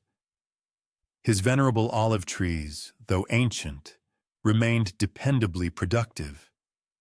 His barley grew with steady, if not abundant, consistency, and his diminutive vineyard produced sufficient wine to sustain his family, with a modest surplus available for market trade.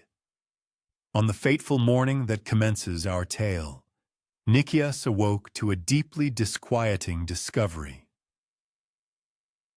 His most prized olive tree, the one renowned for consistently producing the largest and most exquisitely flavored olives, exhibited unmistakable symptoms of disease. Its leaves were visibly yellowing and beginning to shed, and several of its branches appeared alarmingly brittle and desiccated. For a farmer, such an observation initiates the day with a heavy knot of apprehension tightening in the stomach. Nicias had, of course, encountered plant diseases previously. It is an inevitable aspect of every farmer's existence. He was conversant with the customary remedies, the careful pruning of affected branches, judicious adjustments to irrigation, and occasionally the strategic redistribution of soil around the root system. However, this particular affliction presented an unfamiliar aspect, appearing far more severe than anything he had previously encountered.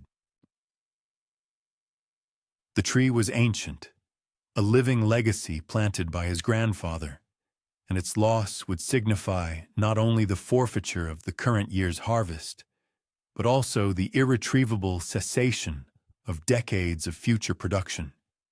He dedicated the entire morning to meticulously scrutinizing the ailing tree from every conceivable angle, his calloused hands tracing the rough texture of its bark, testing the pliability of its branches, and even, in a desperate attempt to gather more information, tasting the soil encircling its roots. This is the instinctive behavior of farmers when consumed by worry. They assiduously gather intelligence using every available sense, fervently hoping to discern the nature of the malady and devise an effective cure. Around the hour of midday, when the intense Mediterranean sun rendered further labor uncomfortable, Nicias sought respite in the dappled shade cast by his afflicted olive tree. He partook of a simple repast, the timeless combination of bread, olive oil, and olives, yet his appetite remained conspicuously absent. As his gaze drifted to the yellowing foliage above him, he found himself engaging in an activity he rarely undertook, praying. Truly praying. Not merely the perfunctory acknowledgments that most individuals offered to the divine. Athena, he murmured softly, feeling a touch of self-consciousness for addressing the seemingly empty air. This tree, it is a descendant of the very olive you bestowed upon Athens. If there is something I am neglecting, something I fail to perceive, I implore your guidance. It was not an elaborate supplication, but rather a heartfelt appeal from a man who had exhausted his own limited solutions. What transpired next would have been utterly unremarkable had Nicias not been acutely observant. A woman ambled along the dusty thoroughfare that meandered past his farm. Her presence was not extraordinary, as the road served as a vital artery connecting several rural communities to the bustling metropolis of Athens. She appeared to be of middle age, clad in unadorned traveling attire, carrying a sturdy walking stick and a small, securely fastened bundle that hinted at a protracted journey. She paused momentarily at his gate, a common practice for travelers in need of directions or a refreshing draught of water. Nicias, upholding the time-honored rural Greek tradition of hospitality, extended an offer of shade and a drink from his pristine well. She accepted his gracious offer with evident gratitude, carefully setting down her bundle and settling comfortably into the welcoming shade provided by the troubled olive tree. "That is a magnificent tree," she remarked, casting her gaze upwards into the branches. "It is ancient, is it not? The kind that has yielded its bounty for countless decades." Her voice possessed an intriguing quality, not formally educated perhaps, but imbued with the profound sagacity that accrues from extensive experience with the world. "Indeed, it is ancient," Nicias concurred, a note of melancholy in his tone. "But it is now grievously ill. I am at a loss to comprehend its malady." He found himself elaborating on his morning's diligent investigations, meticulously describing the symptoms he had observed, and recounting the remedies he had already attempted. The woman listened with an intensity that subtly encouraged him to continue his narrative. "Have you considered examining the roots?" she inquired casually. "Sometimes the source of the problem lies not in the visible branches."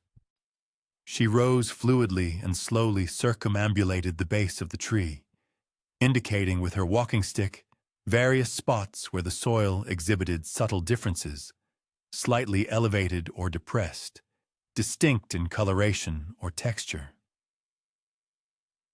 Following her astute gaze, Nicias began to discern patterns he had previously overlooked.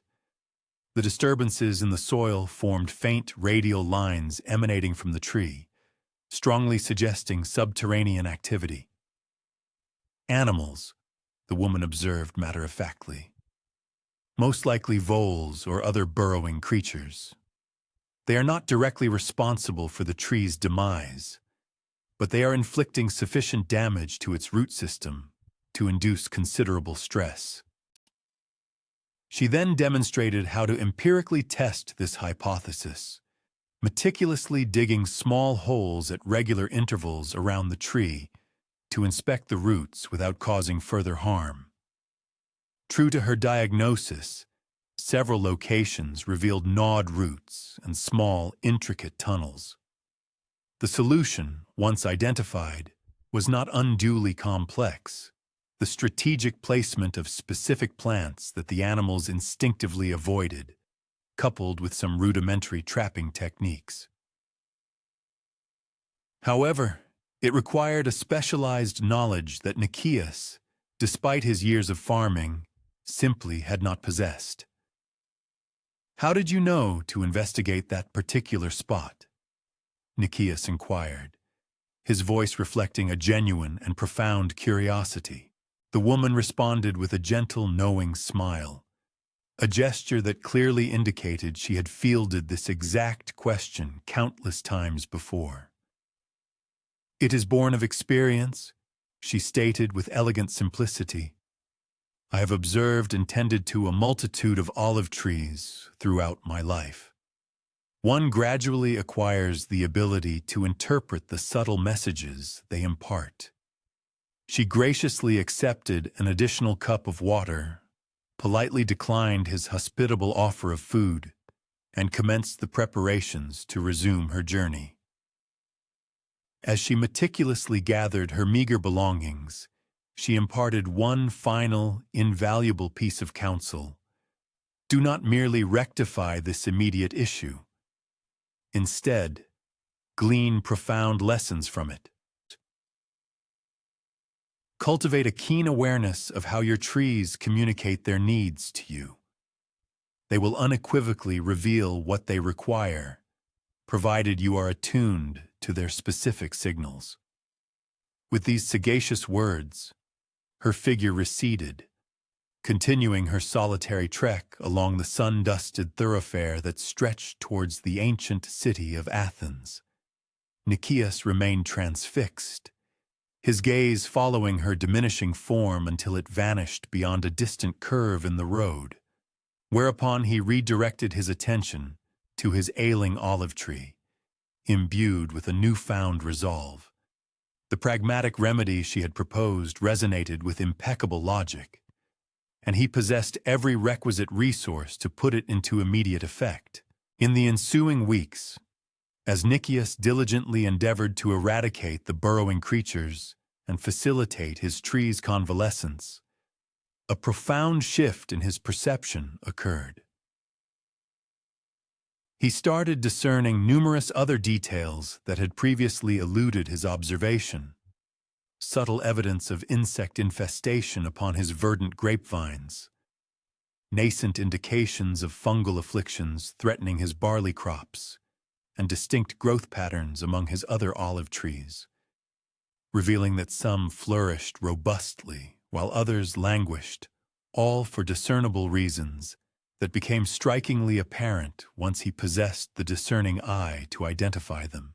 It was as though that concise yet profound exchange with the itinerant woman had bestowed upon him not merely a singular, practical solution, but an entirely novel paradigm for perceiving and interacting with his entire agricultural domain. Consequently, his harvests saw remarkable augmentation. His venerable trees exhibited an invigorated vitality and robust health. Soon, neighboring cultivators, encountering analogous difficulties, began to seek his counsel and expertise. And to his satisfaction, Nicias discovered he could frequently assist them with the same sagacious guidance he himself had received. However, it is at this juncture that the narrative acquires a compelling twist. When Nicias endeavored to recount to others the transformative encounter that had revolutionized his farming practices, his audience met his tale with a palpable degree of incredulity. It was not that they suspected him of outright fabrication. Rather, they presumed he was embellishing what had, in their estimation, been a perfectly mundane meeting with an exceptionally well-informed wayfarer. Deities do not typically descend upon humble farms to dispense horticultural wisdom, his brother-in-law sagely observed, articulating a widely held perspective. Were Athena inclined to aid agriculturalists, surely she would manifest her presence in a far more spectacular manner. Perhaps by dispatching an ethereal vision or conveying her pronouncements through the solemn words of a consecrated priest. This indeed constituted the eminently rational rejoinder, and Nicias found himself utterly unable to refute the sound logic underpinning their arguments. Even Nicias himself found his conviction wavering, pondering whether he had perhaps conjured the notion of a divine element to their brief interaction. The woman, by all accounts, had presented as entirely mortal, visibly fatigued from her extensive travels on foot, genuinely appreciative of the simple refreshment of water, and possessing an impressive depth of knowledge characteristic of individuals who have amassed vast practical experience. There was absolutely nothing in her outward mien or comportment that emphatically declared, "I am a goddess." He mused that perhaps he had merely been fortuitous enough to cross paths with an individual whose understanding of olive cultivation far surpassed his own. Yet, as the seasons turned and many months elapsed, and as his agricultural enterprise continued to flourish robustly, consistently employing methodologies and profound understandings that had all stemmed directly from that singular, pivotal conversation, Nicias commenced to grasp a crucial truth concerning the actual manner in which deities intervene in human existence. Celestial assistance, he concluded, does not invariably manifest through ostentatious displays of power, such as bolts of lightning streaking across the firmament or resounding theatrical pronouncements.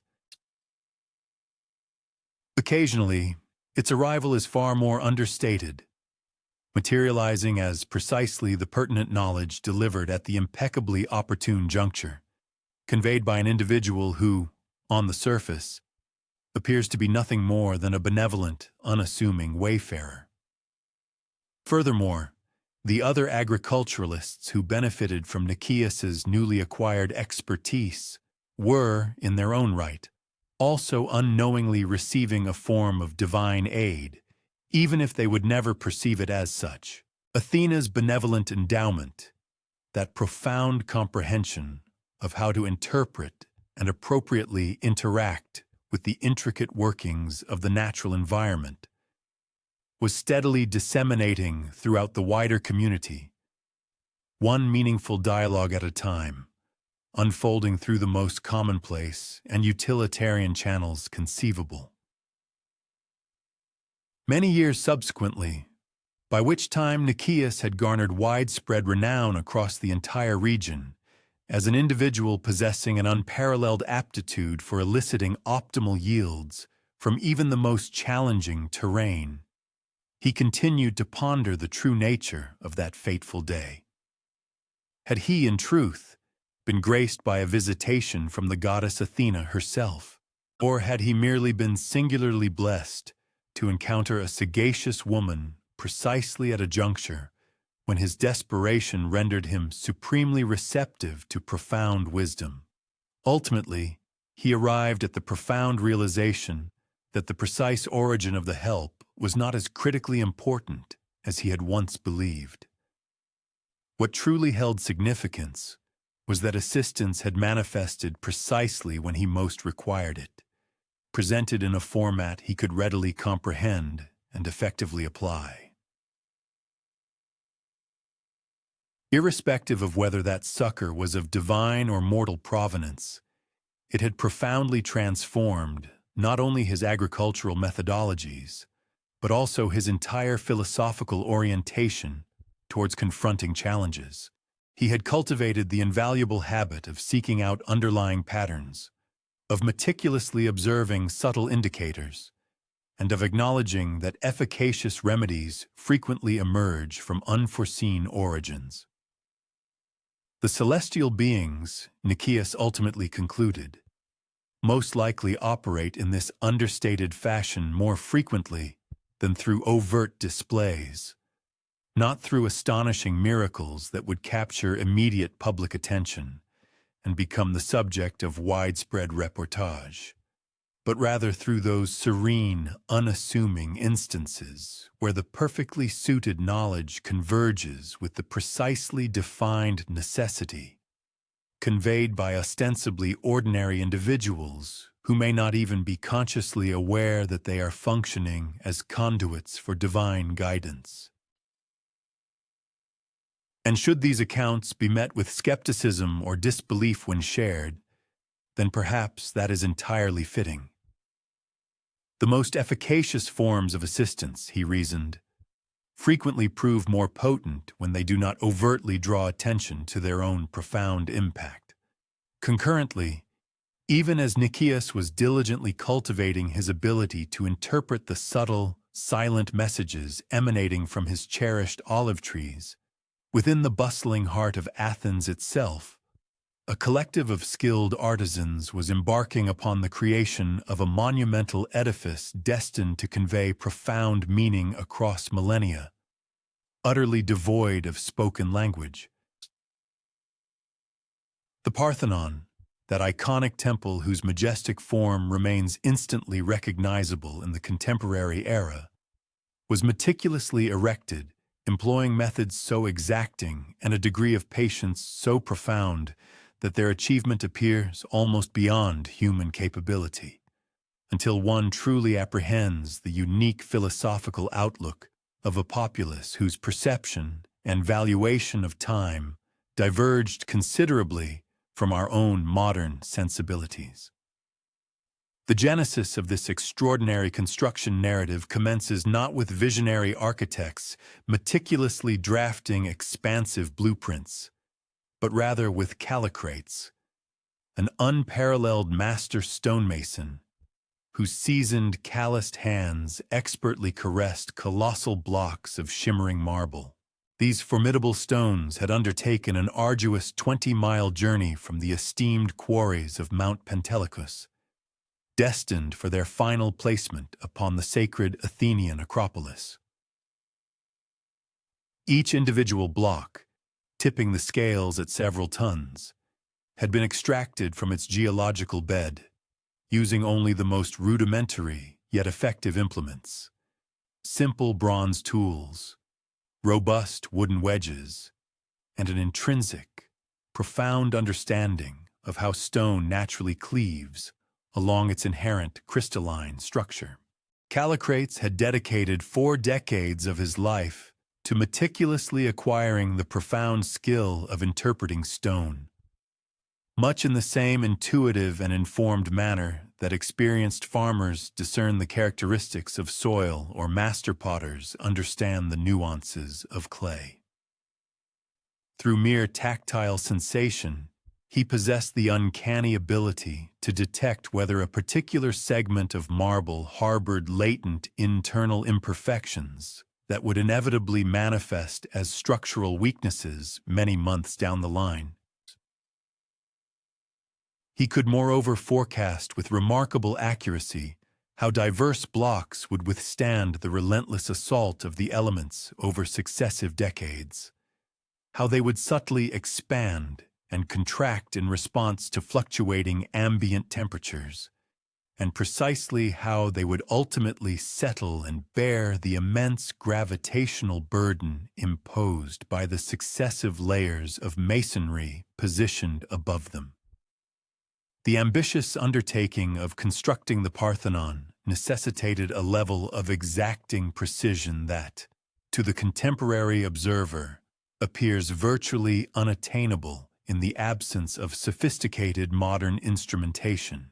Each individual stone block was mandated to interlock flawlessly with its adjacent counterparts, not merely at the moment of its initial installation, but for the enduring span of many centuries thereafter. In this monumental endeavor, the concept of a second opportunity was entirely non-existent. Once a colossal marble block, weighing several tons, had been meticulously lowered into its designated position, any subsequent attempt to reposition it would inevitably entail the arduous and costly dismantling of every single architectural component situated above it.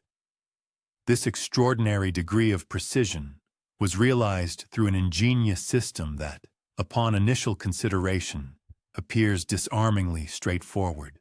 Each and every stone was meticulously tailored, or custom-fitted, to its precise, predetermined location within the edifice.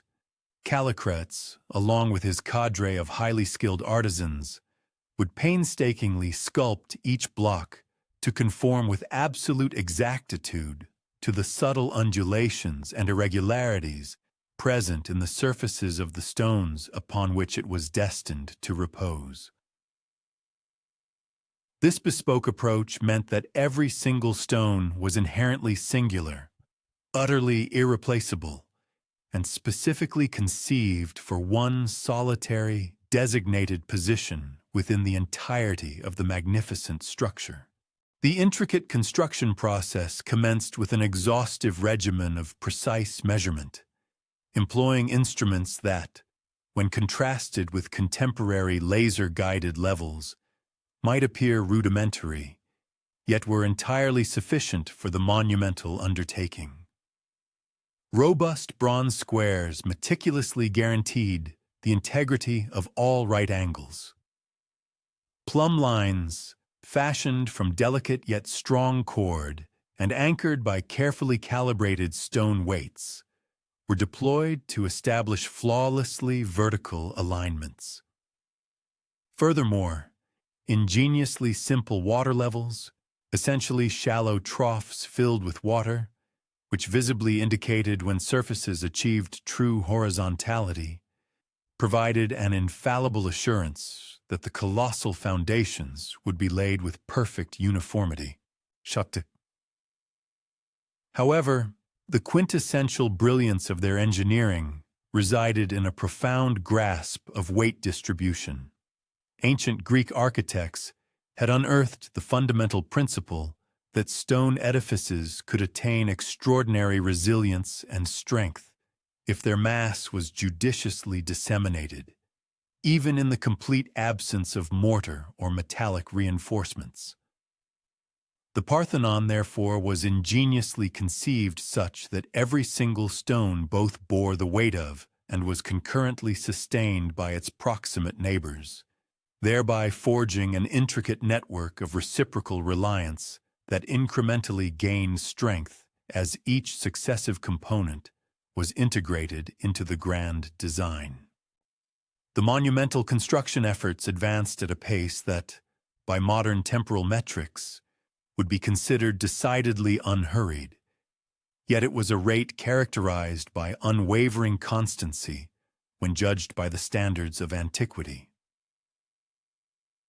With the nascent rays of dawn illuminating the magnificent marble blocks with a gentle golden hue each morning, dedicated teams of skilled craftsmen would converge upon the venerable Acropolis. Soon thereafter, the distinct resonance of bronze chisels striking stone would commence. This was not the abrasive din associated with contemporary power machinery, but rather the measured, rhythmic, percussive tapping of metal against marble, a sound that wove a perpetual, almost melodic, auditory tapestry throughout the diligent labor. The meticulous shaping of each individual stone block demanded an extraordinary degree of unwavering patience and painstaking effort. A solitary column drum, representing merely one segment of the towering, stately columns designed to bear the immense weight of the roof, could conceivably necessitate several weeks of dedicated labor to bring to fruition. Initially, the rudimentary form was painstakingly hewn from the raw, quarried stone. Subsequently, the surface underwent a gradual process of refinement, employing an ascending series of progressively finer implements and abrasive materials, until it ultimately attained a lustrous, impeccably smooth finish, specifically engineered to capture and brilliantly reflect the sun's radiant illumination for countless millennia. The very columns themselves serve as compelling testaments to the profound and sophisticated comprehension these ancient constructors possessed regarding the intricacies of human visual perception. Remarkably, the Parthenon's monumental columns are not, in fact, geometrically rectilinear. They incorporate a subtle, deliberate outward bulge, a feature known as entasis, which meticulously counteracts the optical deception that would otherwise cause perfectly straight pillars to appear to subtly concave or bow inward when observed from the vantage point of the ground.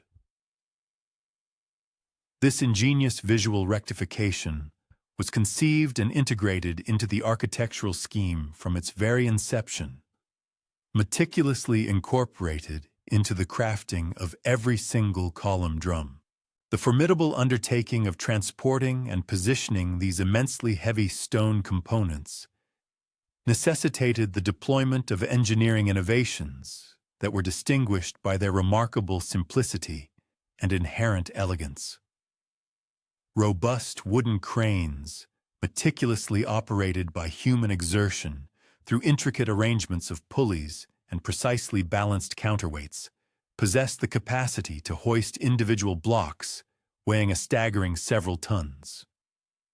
Furthermore, ingeniously constructed ramps, fabricated from a combination of stone and compacted earth, facilitated the tireless efforts of workers in conveying construction materials to progressively elevated strata as the magnificent structure steadily ascended skyward.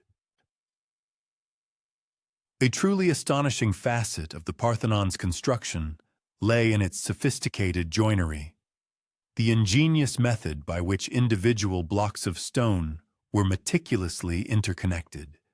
Eschewing the conventional use of mortar, the master builders devised an intricate system featuring iron clamps and dowels. These precisely fashioned metallic components were carefully set into grooves, cut with exceptional exactitude directly into the stone. Following their insertion, these robust metal connectors were then encapsulated with molten lead, a crucial step designed to impede corrosion and ensure their enduring integrity. This innovative system yielded connections that were simultaneously pliant and immensely strong. The entire edifice possessed a subtle flexibility, allowing it to gracefully absorb the stresses of seismic tremors or fluctuations in ambient temperature, yet without any risk of the massive stones disjoining. In instances of extreme duress, should a metal connection experience failure, it could be individually replaced without necessitating the arduous and costly dismantling of the entire majestic structure. This was, unequivocally, an engineering marvel conceived with an inherent philosophy of ease of repair and remarkable longevity. The degree of precision demanded by this particular joinery technique was nothing short of extraordinary. The chief architect, Callicrates, would personally delineate the precise points for each clamp and dowel, and then the intricate recesses were meticulously carved by hand using specialized bronze chisels. The perfect congruence of these fittings was paramount. Any looseness would inevitably compromise the structural integrity, leading to a potential failure of the connection. Conversely, an overly tight fit risked the stone itself cracking, as the embedded metal inevitably expanded during the intense heat of the Athenian summer months. As the monumental structure steadily ascended, each successive level presented the builders with novel challenges and previously unencountered dilemmas.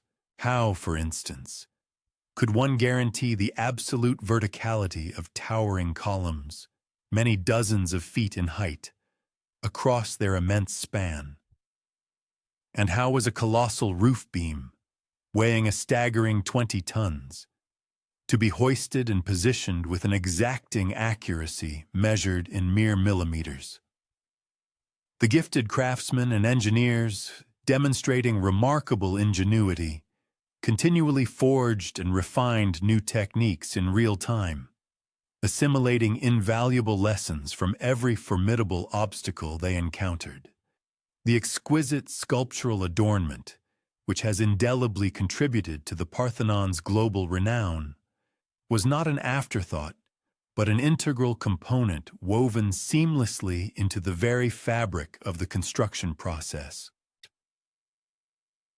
The pediments, those distinctive triangular sections situated above the colonnades and richly populated with sculpted narratives, were ingeniously conceived to function as both essential structural elements of the building and magnificent visual chronicles. They vividly recounted the epic tales of Athena's divine birth and her legendary contest with Poseidon for the patronage of the flourishing city of Athens. For these dedicated artisans, their labor on the Parthenon transcended the mere definition of employment. It was a profound act of veneration. They perceived themselves as crafting a sacred dwelling for Athena, employing skills and talents that they deeply believed were divine gifts bestowed upon them by the goddess herself. Consequently, every meticulously chiseled joint, every perfectly seated stone, represented not only a pinnacle of technical achievement, but also a devout offering. The unparalleled quality of their workmanship was thus inextricably intertwined with the depth of their spiritual commitment and devotion. The entire construction endeavor spanned approximately 9 years, commencing in 447 BCE and reaching completion in 438 BCE. This remarkably swift timeline initially appears almost implausibly rapid, until one fully comprehends that literally hundreds of highly skilled craftsmen were engaged in simultaneous activity. Each specialized artisan, from the stone cutters and sculptors to the metal workers, carpenters, and painters, coordinated their prodigious efforts with astonishing precision, all guided by a comprehensive master plan that resided primarily within the brilliant minds of the chief architects. Upon the meticulous placement of the final stone and the completion of the last piece of sculptural embellishment, the Parthenon emerged as an undeniable testament to the extraordinary capabilities of human skill and unwavering patience. Yet, its significance extended far beyond mere demonstration. It epitomized a profound architectural philosophy that steadfastly prioritized enduring permanence over transient speed, uncompromising precision over fleeting convenience, and inherent beauty over mere utilitarian function. The advanced building methodologies employed in the Parthenon necessitated that its craftsmen adopt a generational perspective, thinking in terms of decades and centuries rather than the ephemeral span of months and years. They embarked upon a creation destined to outlive their own existences, to surpass the lives of their descendants, and to endure beyond any individual's conceivable lifespan. This profound, long-term vision permeated and shaped every singular decision, from the discerning selection of raw materials to the intricate techniques of joinery. Today, more than 2 millennia subsequent to its inauguration, the Parthenon continues to stand majestically. It has resiliently withstood the ravages of seismic events, numerous conflicts, devastating explosions, and countless centuries of relentless atmospheric exposure. Astonishingly, the colossal stones still interlock with impeccable precision, secured by the very same iron clamps and lead seals that Callicrates and his esteemed collaborators painstakingly installed with such unparalleled meticulousness. The edifice has, in essence, outlasted the very civilization that brought it into being, perpetually offering invaluable lessons concerning the virtues of exquisite craftsmanship, enduring patience, and the formidable power of human skill applied with unwavering dedication.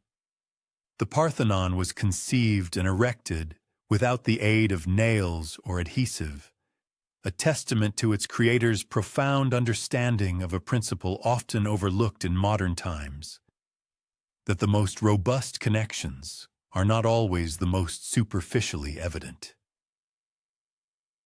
Indeed, the most enduring outcomes frequently emerge from harmonizing with natural forces rather than attempting to conquer them. Such longevity stems from a commitment to deeply comprehending materials, investing the necessary time, rather than hastily applying superficial, transient remedies. In a contemporary world increasingly characterized by ephemeral structures, the Parthenon stands as an eternal beacon, a poignant reminder that some endeavors are inherently worthy of being built to last through the ages. While master craftsmen like Callicrates were diligently constructing monumental edifices destined to resonate across millennia in the very shadows cast by those magnificent marble columns, there lived women whose narratives history almost entirely eclipsed. Almost, but not quite. This is the compelling account of how Athenian women ingeniously forged avenues to express themselves within a societal framework that officially mandated their silence, and how their subtle yet potent influence profoundly shaped the city in ways that would only become unequivocally apparent generations later. Consider Xanthippe, whose name many might recognize primarily as the spouse of Socrates, though her identity extended far beyond being a mere footnote to a celebrated philosopher. On a typical Athenian morning, while her illustrious husband meandered through the agora, engaging in uncomfortable interrogations that disquieted politicians, Xanthippe was assiduously managing a multifaceted household. This domestic sphere encompassed not only her immediate family members, but also enslaved persons, aspiring apprentices, and a ceaseless procession of visitors who converged to engage in intellectual discourse with Socrates. Historical accounts frequently portray Xanthippe as sharp-tongued and challenging. However, it is crucial to contemplate the implications of difficult for a woman navigating the intricate societal strictures of ancient Athens. She adeptly presided over a complex domestic domain sustained by an irregular income. Philosophers, notably, did not command consistent wages, all while skillfully navigating the delicate social dynamics of men who invariably considered themselves the intellectual titans of the era. If she occasionally exhibited impatience with intellectual posturing, it might well have stemmed from her constant engagement with the pressing practical realities that her husband's admiring acolytes conveniently chose to disregard. Xanthippe, by virtue of her gender, was precluded from direct participation in Athenian democracy. Women were systematically denied the franchise, forbidden from holding public office, and legally barred from owning property in their own names. Nevertheless, they possessed a formidable capacity to influence the men who did wield such powers, and influence they undeniably did, albeit through channels that left no conspicuous traces in official historical archives. It is posited that when Socrates meticulously developed his renowned method of systematically interrogating deeply held assumptions, he was, in essence, engaging in daily practice with a woman who had, for years, been rigorously challenging his own preconceived notions regarding the practicalities of domestic existence. Let us now turn our attention to Aspasia, arguably the most celebrated woman in classical Athens. Though her prominence came at a significant societal cost, she was a hetaira, a courtesan, a designation that positioned her uniquely within Athenian society. Unlike the secluded citizen wives, who were expected to maintain a largely inconspicuous public presence, heterae enjoyed greater autonomy. They could legally possess property, engage in commercial enterprises, and, most significantly, participate in sophisticated intellectual discourse with prominent male figures. Aspasia famously became the companion of Pericles, widely regarded as the most influential Athenian statesman of his epoch. Historical sources strongly suggest that she exerted considerable influence over his policy decisions, particularly those pertaining to citizenship and, to some extent, women's rights. Some ancient chroniclers even asserted that she assisted in drafting his celebrated orations, though they typically framed this as scandalous gossip rather than commendable collaboration, underscoring the simultaneous fascination and horror such a notion evoked among Athenian men. However, Aspasia's profound influence transcended the confines of her intimate relationship with Pericles. She presided over what was, in essence, a vibrant intellectual salon, a distinguished gathering place where leading thinkers could convene to engage in profound discussions on philosophy, political theory, and literature. Many young men, destined to become Athens' future leaders, frequented these stimulating assemblies, acquiring knowledge not merely from their peers, but also from a woman who possessed an extraordinarily sophisticated understanding of politics, rhetoric, and the complexities of human nature. The official, conventionally recorded narrative of ancient Athens typically centers on male citizens vigorously debating in the agora and casting their votes in the assembly. Yet, an equally compelling, unofficial narrative includes women akin to Lysistrata, not merely the fictional protagonist from Aristophanes' satirical comedy, but the real Athenian women who served as the profound inspiration for that character. These were ordinary Athenian wives and mothers who, despite lacking any formal political authority, ingeniously devised methods to sway public policy. During the protracted and arduous Peloponnesian War, as Athens grappled with the crushing financial burdens and mounting human casualties of the prolonged conflict, women began to organically establish informal networks of communication and influence. While they were unable to directly halt the war, they possessed the capacity to render it increasingly challenging for their husbands and sons to disregard the devastating human toll exacted by political decisions. They diligently shared critical information regarding casualties, meticulously organized support systems for war widows, and collectively generated a powerful social pressure that ultimately contributed significantly to the eventual peace negotiations. These vital networks operated through intricate webs of relationships that remained largely invisible to official record keepers, yet were utterly indispensable to the rhythms of daily life. Women customarily congregated at the communal wells where they drew water for their households, at the bustling markets where they procured foodstuffs, and at the numerous religious festivals where they served as revered priestesses and active participants. Within these ostensibly mundane spaces, they exchanged crucial information, coordinated collective responses to pressing community issues, and meticulously maintained the intricate social fabric that resiliently held Athens together during tumultuous periods of political upheaval. Religious life, perhaps more than any other sphere, afforded women their most legitimate and widely acknowledged pathway to public influence.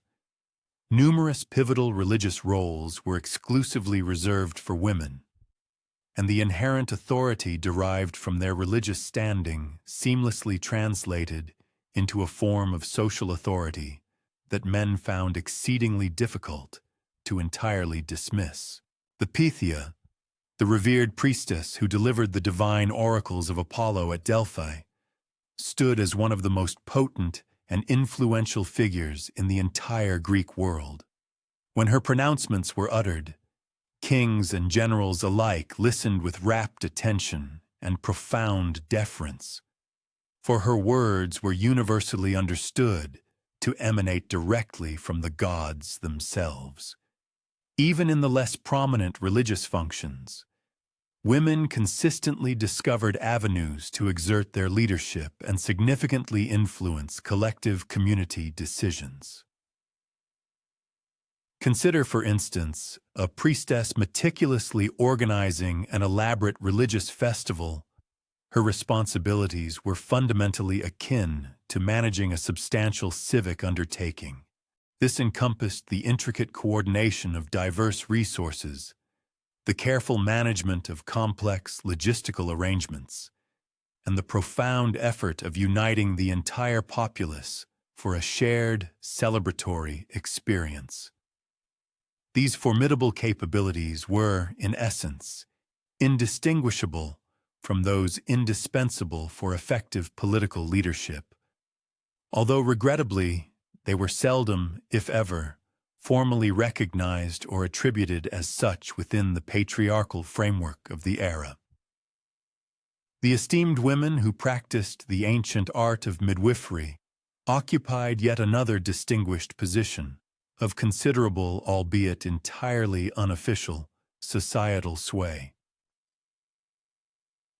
The perilous act of childbirth in ancient Athens presented grave dangers, and the presence of a supremely skilled midwife could literally determine the fine line between the precious gift of life and the somber reality of death for both the expectant mother and her vulnerable infant.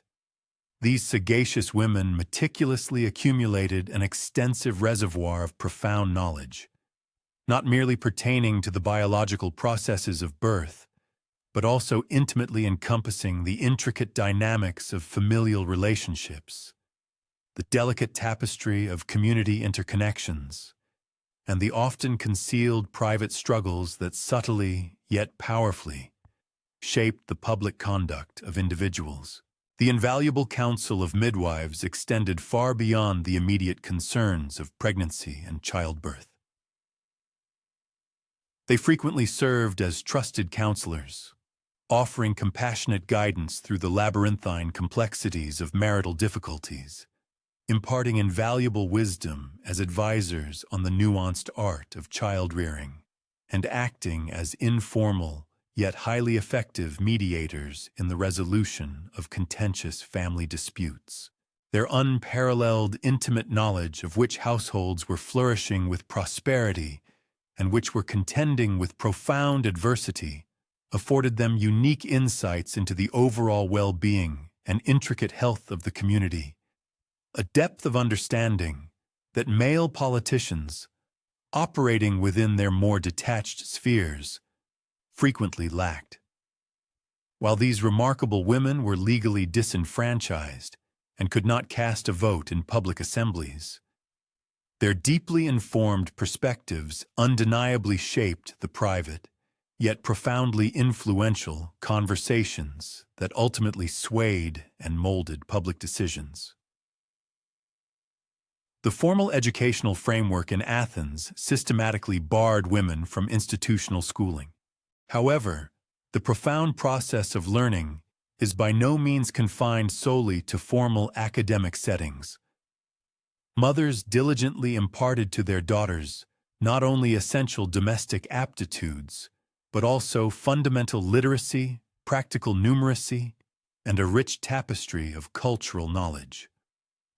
Furthermore, certain affluent households engaged private tutors for their daughters, mirroring the educational provisions made for their sons. These well-educated women subsequently assumed the vital role of informal educators for other women within their respective communities, propagating knowledge through personal networks. Compelling evidence suggests that a notable number of Athenian women attained a remarkably high level of education, despite their official exclusion from formal schools and universities. They engaged with classical literature, grasped complex philosophical concepts, and tracked political developments with a sophisticated and discerning awareness. Their accumulated knowledge was disseminated and enriched through vibrant networks of friendship and familial connections, thereby fostering an alternative educational paradigm that operated effectively in parallel to the official, predominantly male-dominated institutions. Perhaps the most profoundly impactful manner in which Athenian women influenced their society was through their indispensable role in the meticulous upbringing of children.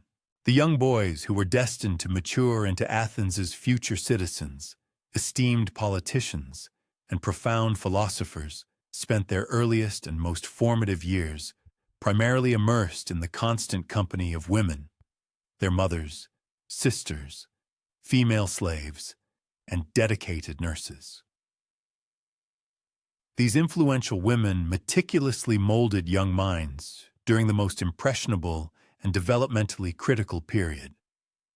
A woman who assiduously raised her sons to cultivate a profound respect for diverse perspectives, to conscientiously listen before articulating their own views, and to thoughtfully consider the far-reaching human consequences of political decisions, was unequivocally influencing the very bedrock of the next generation of Athenian leadership.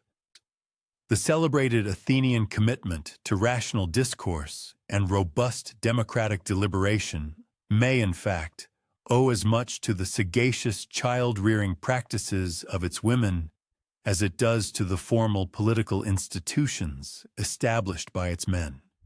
The invaluable archaeological record frequently furnishes tantalizing clues about the daily lives of women, details that written historical sources often regrettably overlook or intentionally omit.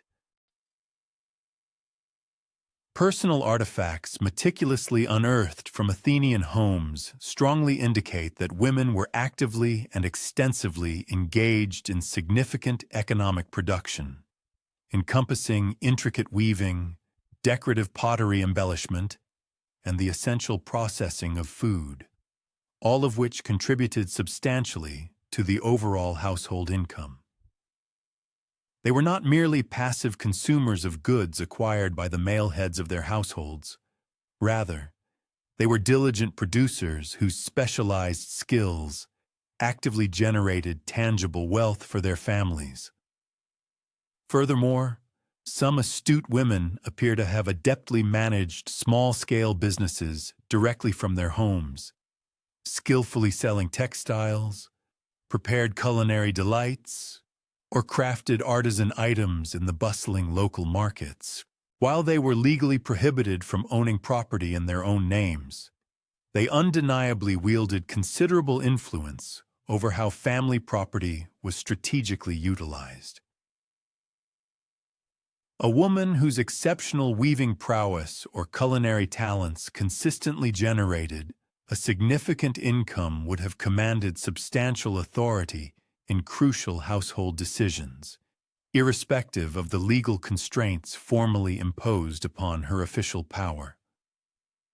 The voices of Athenian women were by no means silenced.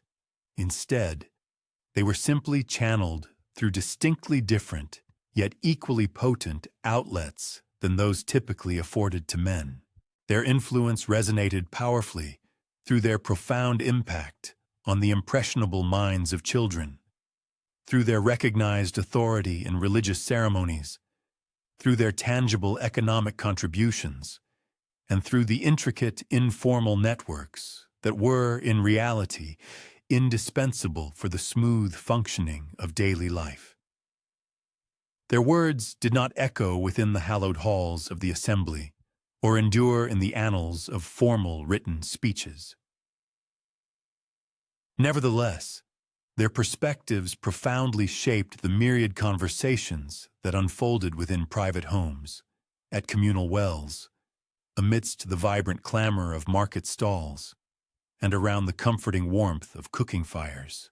These were the organic, everyday conversations that gradually forged public opinion, subtly influenced private choices, and incrementally transformed how Athens collectively perceived itself.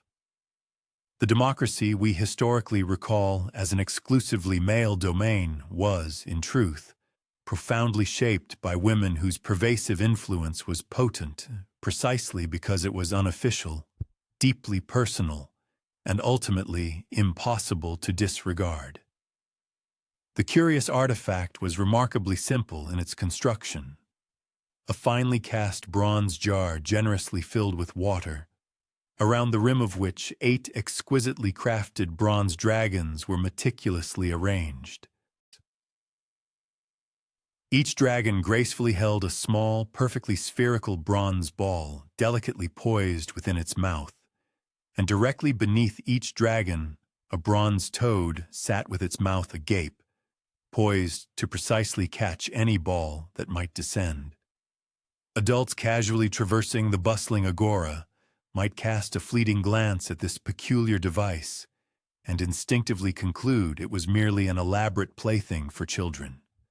Perhaps a clever diversion intended to keep restless young hands occupied while their parents diligently conducted their various commercial transactions. Yet this particular and profound toy belonged to Zhang Heng, an eminent Chinese scholar who had journeyed to Athens as an integral part of a diplomatic mission.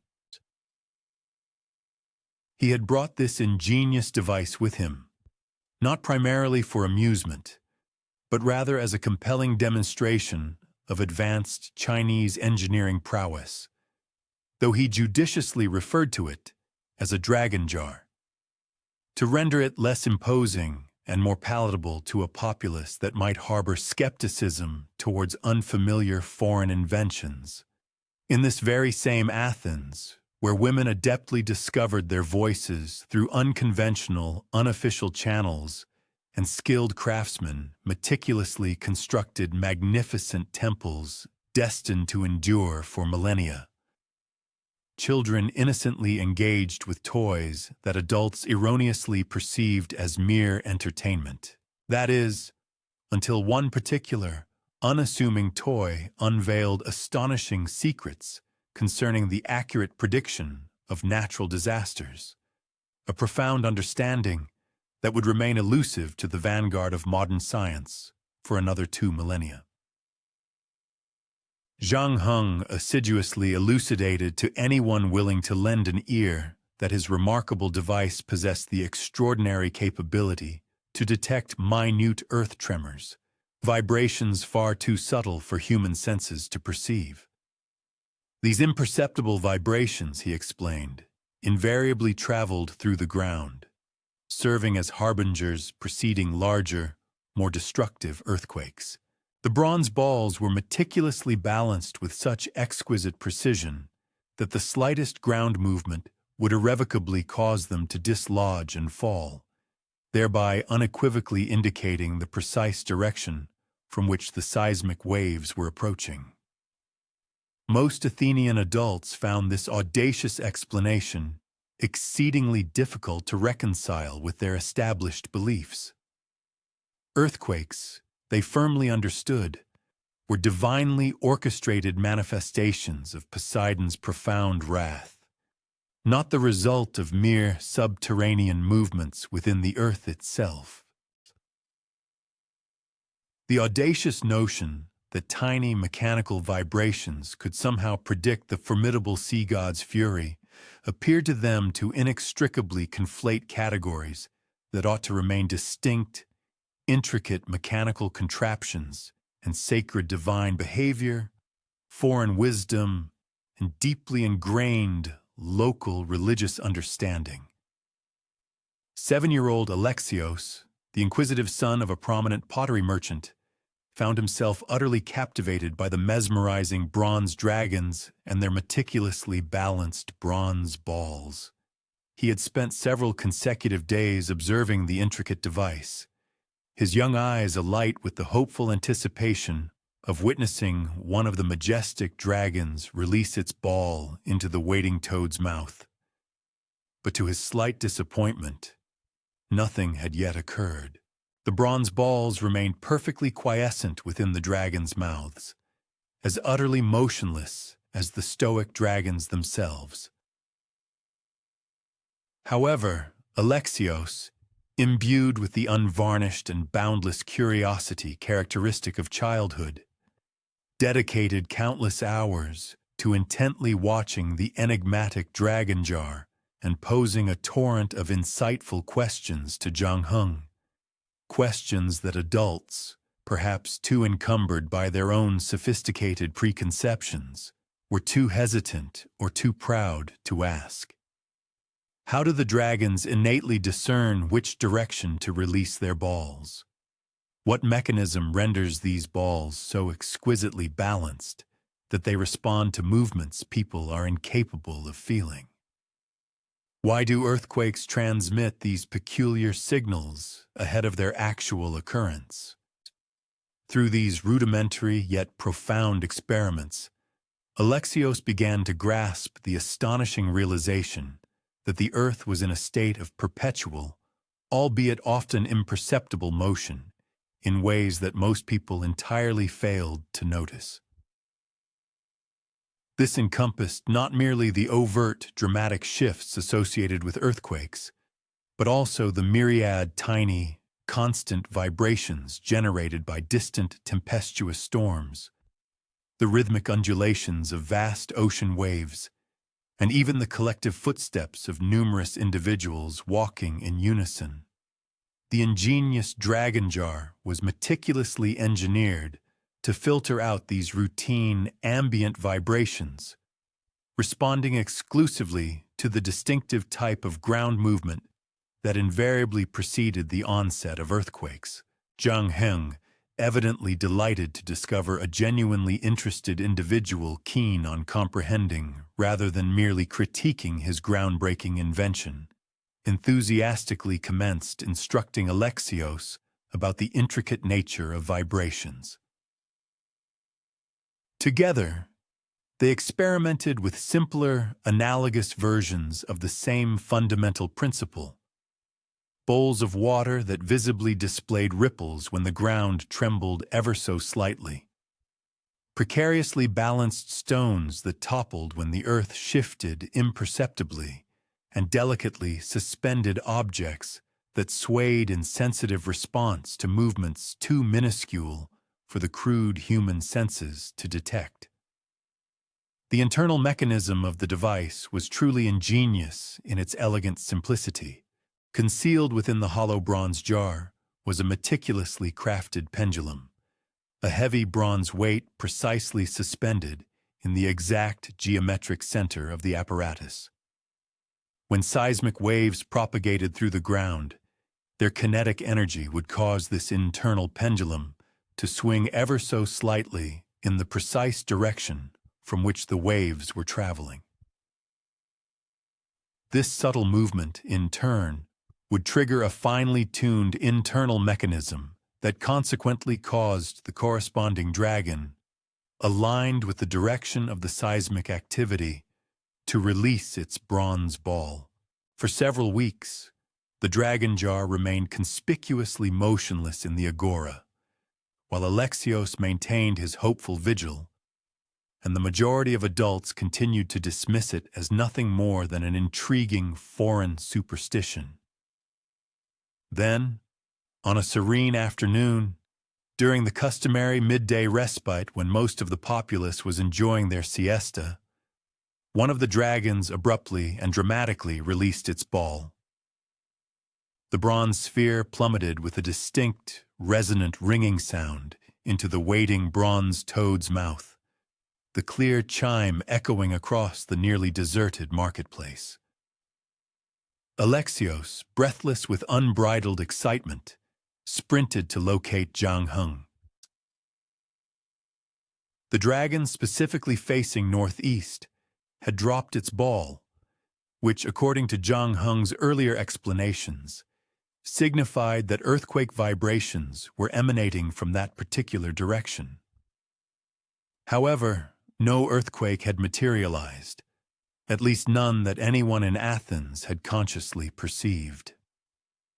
The adults who subsequently learned of the incident remained profoundly skeptical, speculating that perhaps the ball had merely worked itself loose after remaining static within the dragon's mouth for such an extended period. 2 days following the dragon's release of its bronze orb, a courier arrived in Athens, having journeyed approximately 50 miles northeast from a neighboring town, bringing alarming dispatches of a formidable earthquake that had assailed their community. This seismic event, occurring on the very afternoon the automaton had signaled a disturbance, had wrought considerable damage to structures, inflicted injuries upon several inhabitants, and severely disrupted the local water infrastructure. By the time these tidings traversed the customary communication channels and reached the Athenian populace, the remarkable dragon jar had already precisely indicated both the occurrence of the tremor and its specific direction.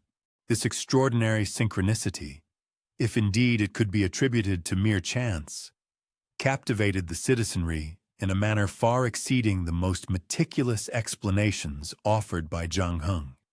Suddenly, numerous adults, who had previously dismissed the intricate mechanism as a mere novelty, began to scrutinize it with an invigorated and profound interest.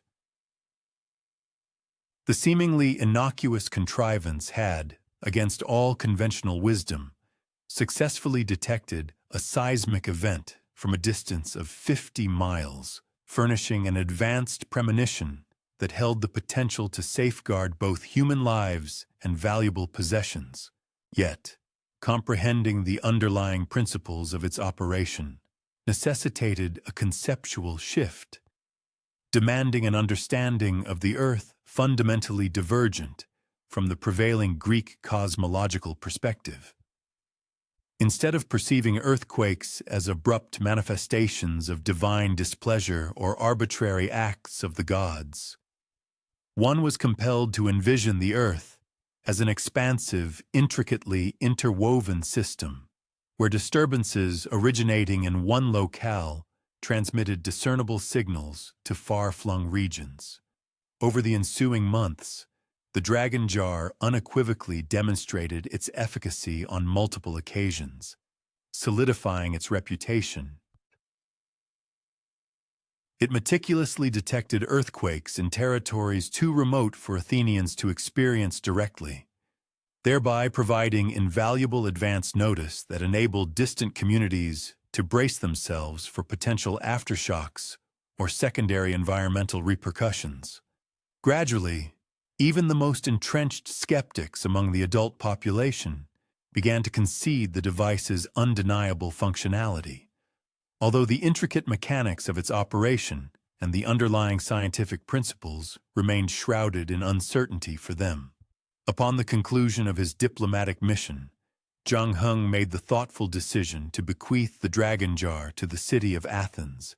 This gesture was partly an expression of gratitude to a city that had extended him such gracious hospitality, and partly because Alexios, a young Athenian boy, had emerged as its most assiduous and devoted pupil. Zhang Heng diligently instructed the boy in the meticulous maintenance of the elaborate device, the nuanced interpretation of its subtle signals, and, most crucially, the effective communication of its warnings in a manner that would command serious attention and prompt appropriate action from the populace. Alexios, with the inherent openness and receptivity of a child to novel concepts, assimilated this profound understanding with greater ease than many of his adult counterparts. He began to perceive the very ground beneath Athens not merely as an unyielding, static foundation, but rather as an integral component of a dynamic, living system, perpetually in motion, subtly breathing, and ceaselessly responding to both proximate and distant geophysical forces.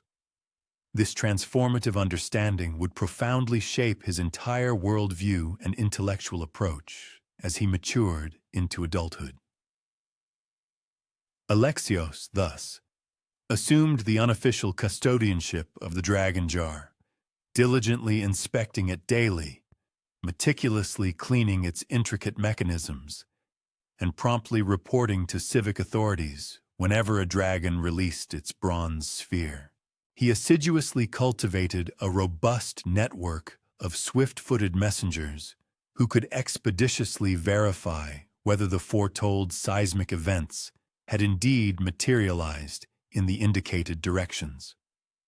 Consequently, his meticulously compiled earthquake reports transitioned from sporadic occurrences to regular, anticipated features of Athenian civic life, integrated into the very fabric of the city's daily rhythm. This heightened awareness and meticulous attention to subtle environmental cues gradually began to reshape how other Athenians conceptualized natural phenomena. Instead of viewing meteorological events, seismic tremors, and seasonal fluctuations as arbitrary expressions of divine will or capricious acts of unseen powers, they progressively started to discern discernible patterns that could be observed, logically predicted, and proactively prepared for.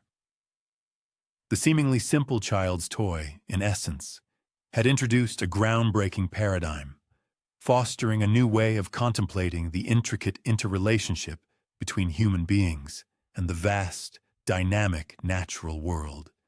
As he matured, Alexios began to grasp the wider, more profound implications of the insights so vividly demonstrated by the dragon jar.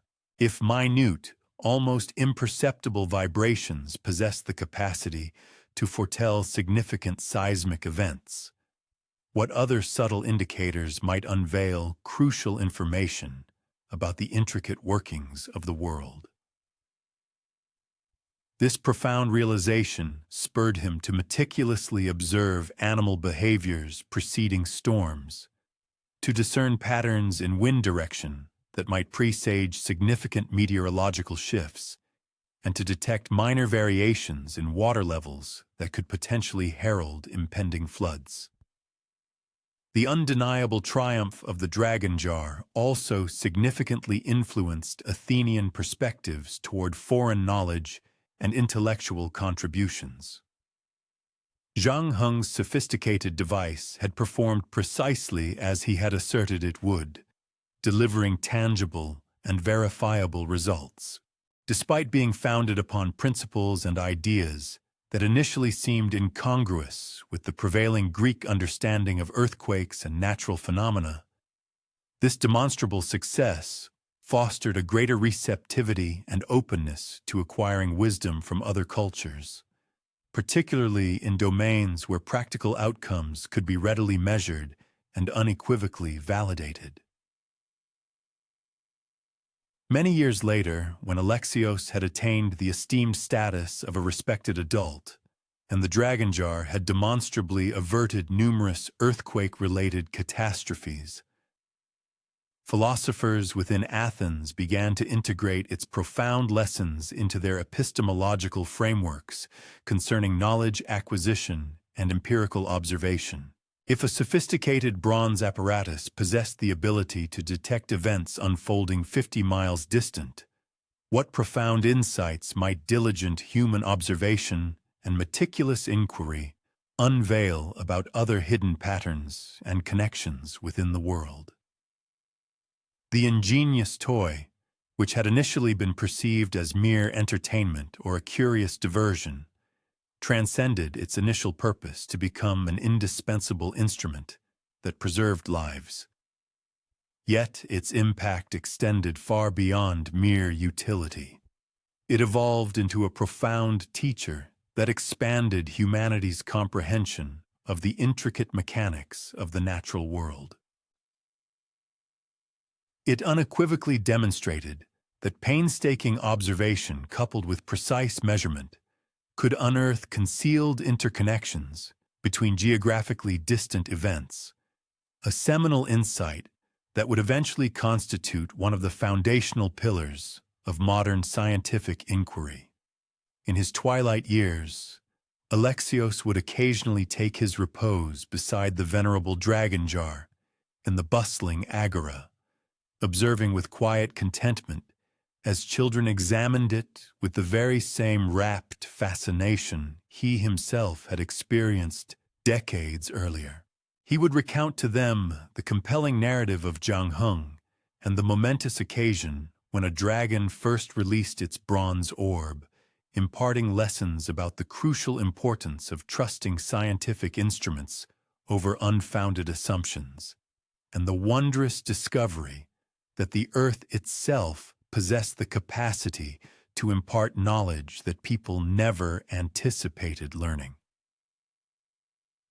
And occasionally, when one of the inquisitive children posed precisely the right question, he would discern that nascent spark of intellectual curiosity, that transformative moment that elevates a child's toy into a profound window onto the hidden, intricate workings of the world. The answer, as is often the case with truly valuable insights, proves far more compelling and intricate than the initial query. Poseidon did not suffer defeat due to any inherent weakness, foolishness, or ill fortune. Rather, his setbacks stemmed from his embodiment of a specific methodological approach to problem solving. And that particular approach, while undeniably impressive in its application of raw power, frequently failed to align with the practical, nuanced requirements of people's daily lives and long-term needs. As our gentle exploration through these venerable ancient narratives draws to its conclusion, we return to a perplexing question that may have lingered in your thoughts since our very first chronicle. If Poseidon possessed such formidable power, as the undisputed lord of all oceanic realms, the mighty shaker of the earth, and the commanding orchestrator of tempestuous storms, why did he consistently find himself outmaneuvered by other deities in contests that appeared perfectly tailored to his inherent strengths? Recall that pivotal morning on the Athenian Acropolis where Poseidon and Athena contended for the esteemed patronage of the nascent city. Poseidon's offering, the miraculous salt spring, was genuinely magnificent in its display of divine might. It unequivocally demonstrated immense power, yielded immediate and dramatic results, and conclusively proved his capacity to manifest extraordinary phenomena at his discretion. In terms of sheer impressiveness and awe-inspiring spectacle, it arguably surpassed Athena's quietly burgeoning olive tree. This recurring pattern manifested throughout the rich tapestry of Greek mythology. Poseidon habitually approached challenges with an imposing display of raw power, swift action, and dramatic flair. In stark contrast, other deities typically confronted the same dilemmas with judicious patience, profound wisdom, or astute strategic foresight. And time and again, the patient, thoughtful approach consistently proved more efficacious than the powerful, forceful one. This outcome was not because patience inherently possessed superior virtue, but rather because it was more appropriately suited to the specific, often subtle challenges at hand. However, the Athenians did not base their momentous choice solely on the criterion of impressiveness. Their decision was predicated upon considerations of practical usefulness, long-term sustainability, and enduring benefit to the community. Poseidon's spring, though dramatic and instantaneous, offered limited utility. Athena's olive tree, while initially less spectacular, promised practical, sustainable benefits for generations to come. The contest, therefore, illuminated a crucial insight into the qualities that define an effective leader. Not merely the capacity to generate spectacular effects, but the profound wisdom to provide what people genuinely require and can meaningfully utilize. Consider Poseidon's inherent personality as it was understood by the ancients. He was characterized by fervent passion, a volatile temper, an expansive generosity with his immense power, and an ingrained expectation of immediate outcomes. These attributes are not inherently negative. Passion can ignite monumental achievements. Swift, decisive action can resolve urgent crises, and a liberal application of power can accomplish feats that meticulous planning alone might never achieve. However, these very qualities also rendered him predictably susceptible in ways that his astute opponents could skillfully exploit. Athena, understanding this fundamental aspect of her uncle's nature, refrained from attempting to match his flamboyant display of brute force during their contest for Athens. Instead, she presented an offering that addressed an entirely different spectrum of human needs. Her olive tree, while unlikely to impress at first glance, would provide daily, practical sustenance and utility for countless generations. She triumphed not by demonstrating superior strength to Poseidon, but by proving more profoundly relevant to the enduring needs of humanity. This narrative reveals a significant truth about the very nature of power itself. Raw, unbridled power is undeniably impressive and can achieve dramatic results with startling rapidity, yet it is also inherently costly to sustain and exceedingly difficult to control with precision. Poseidon possessed the ability to conjure springs, instigate earthquakes, and summon devastating storms, but these were largely all-or-nothing capabilities. He lacked the capacity to generate a minor tremor or a precisely targeted, localized squall. Other deities had, through wisdom or experience, learned to wield their powers with greater efficiency and discernment. Athena could inspire wisdom in specific individuals at precise moments without necessitating the transformation of entire civilizations. Apollo possessed the ability to guide individual arrows with unerring accuracy without having to reconfigure the celestial positions of the stars. Artemis could extend her protection to particular hunters without rendering all wild animals suddenly docile and compliant. Poseidon's fundamental approach to problem-solving diverged significantly. He subscribed to the philosophy of applying maximum force with decisive intent to overwhelm the problem with an irresistible surge of power until it ceased to be a problem entirely.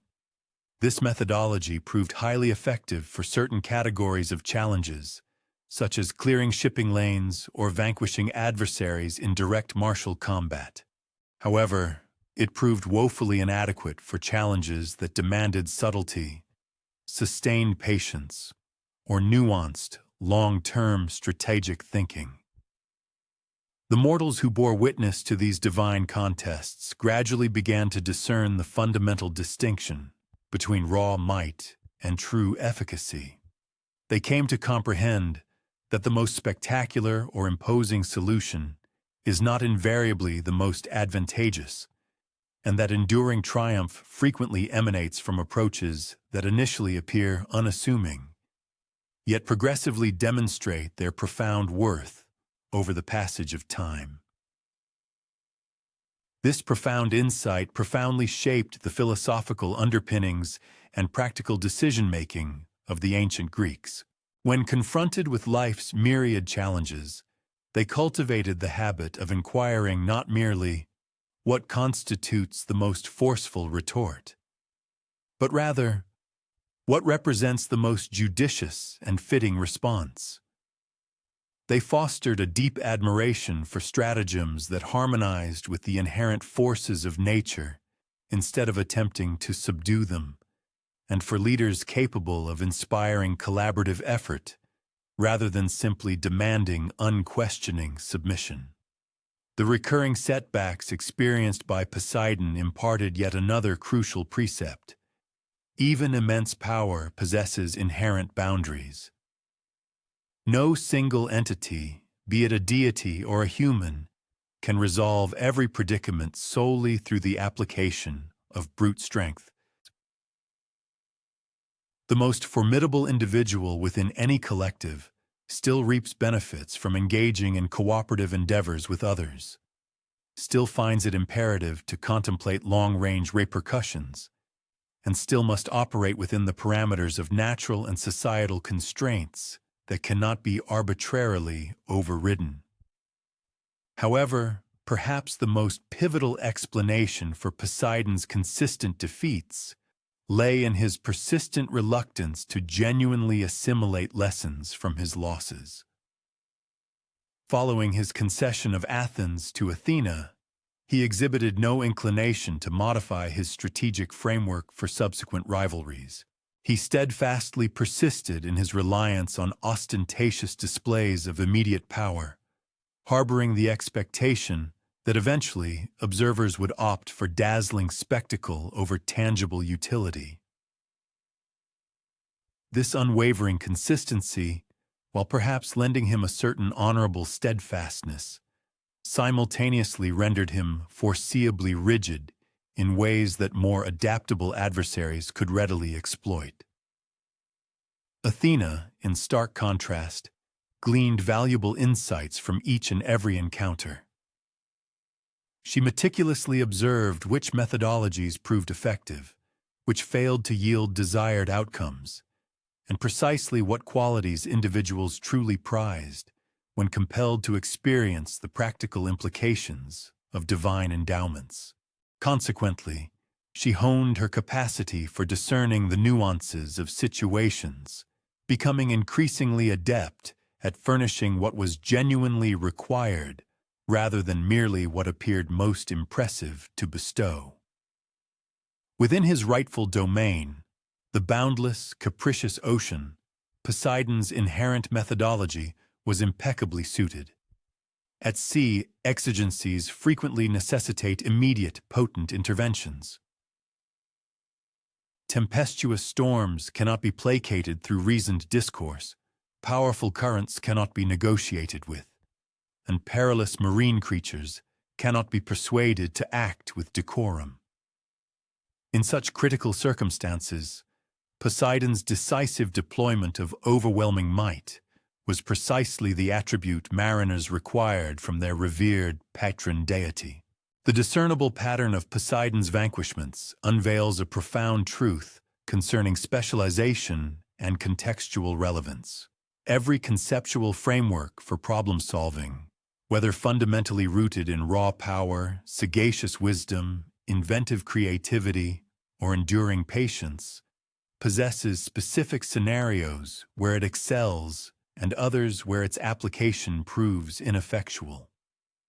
Genuine success does not stem from possessing a singular, universally superior approach, but rather from cultivating the discernment to comprehend which particular strategy aligns optimally with a given situation.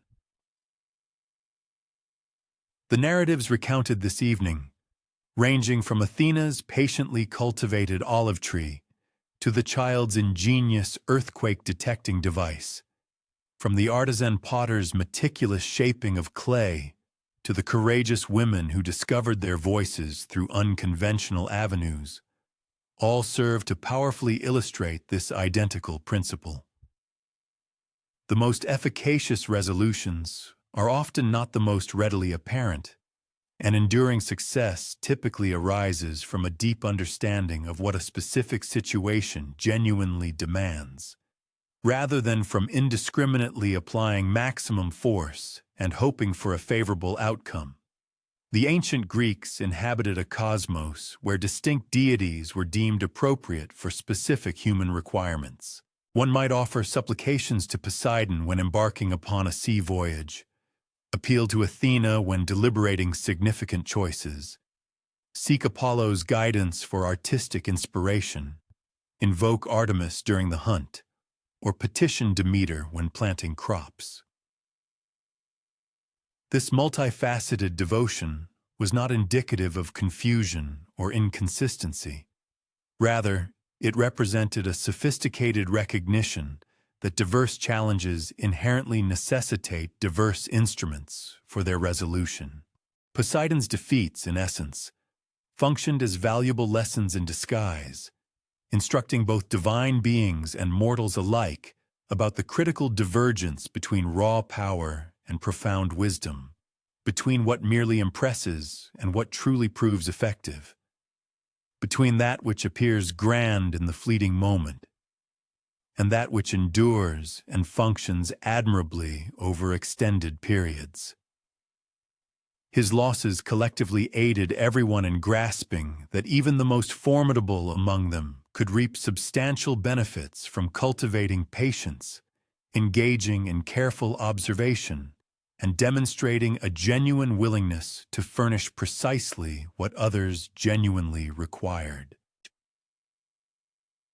As you gently surrender to slumber this night, perhaps you can perceive the soft murmur of waves caressing distant shores, Poseidon's eternal domain, where his formidable power remains as fundamentally indispensable as ever. Yet you might also apprehend the more subdued cadences that sculpted ancient Athens, the gentle sizzle of olive oil in burnished bronze pans, the steady rotation of pottery wheels, the hushed voices exchanging profound ideas around unadorned tables, and the quiet footsteps of a populace that learn that the most enduring victories frequently emerge not from overpowering complex problems, but from comprehending them with sufficient depth to provide precisely what the unfolding moment demands. Rest soundly, secure in the knowledge that both formidable power and insightful wisdom hold their rightful places in this intricate world, and that cultivating the ability to judiciously select between them is perhaps the most invaluable aptitude any individual can ever develop.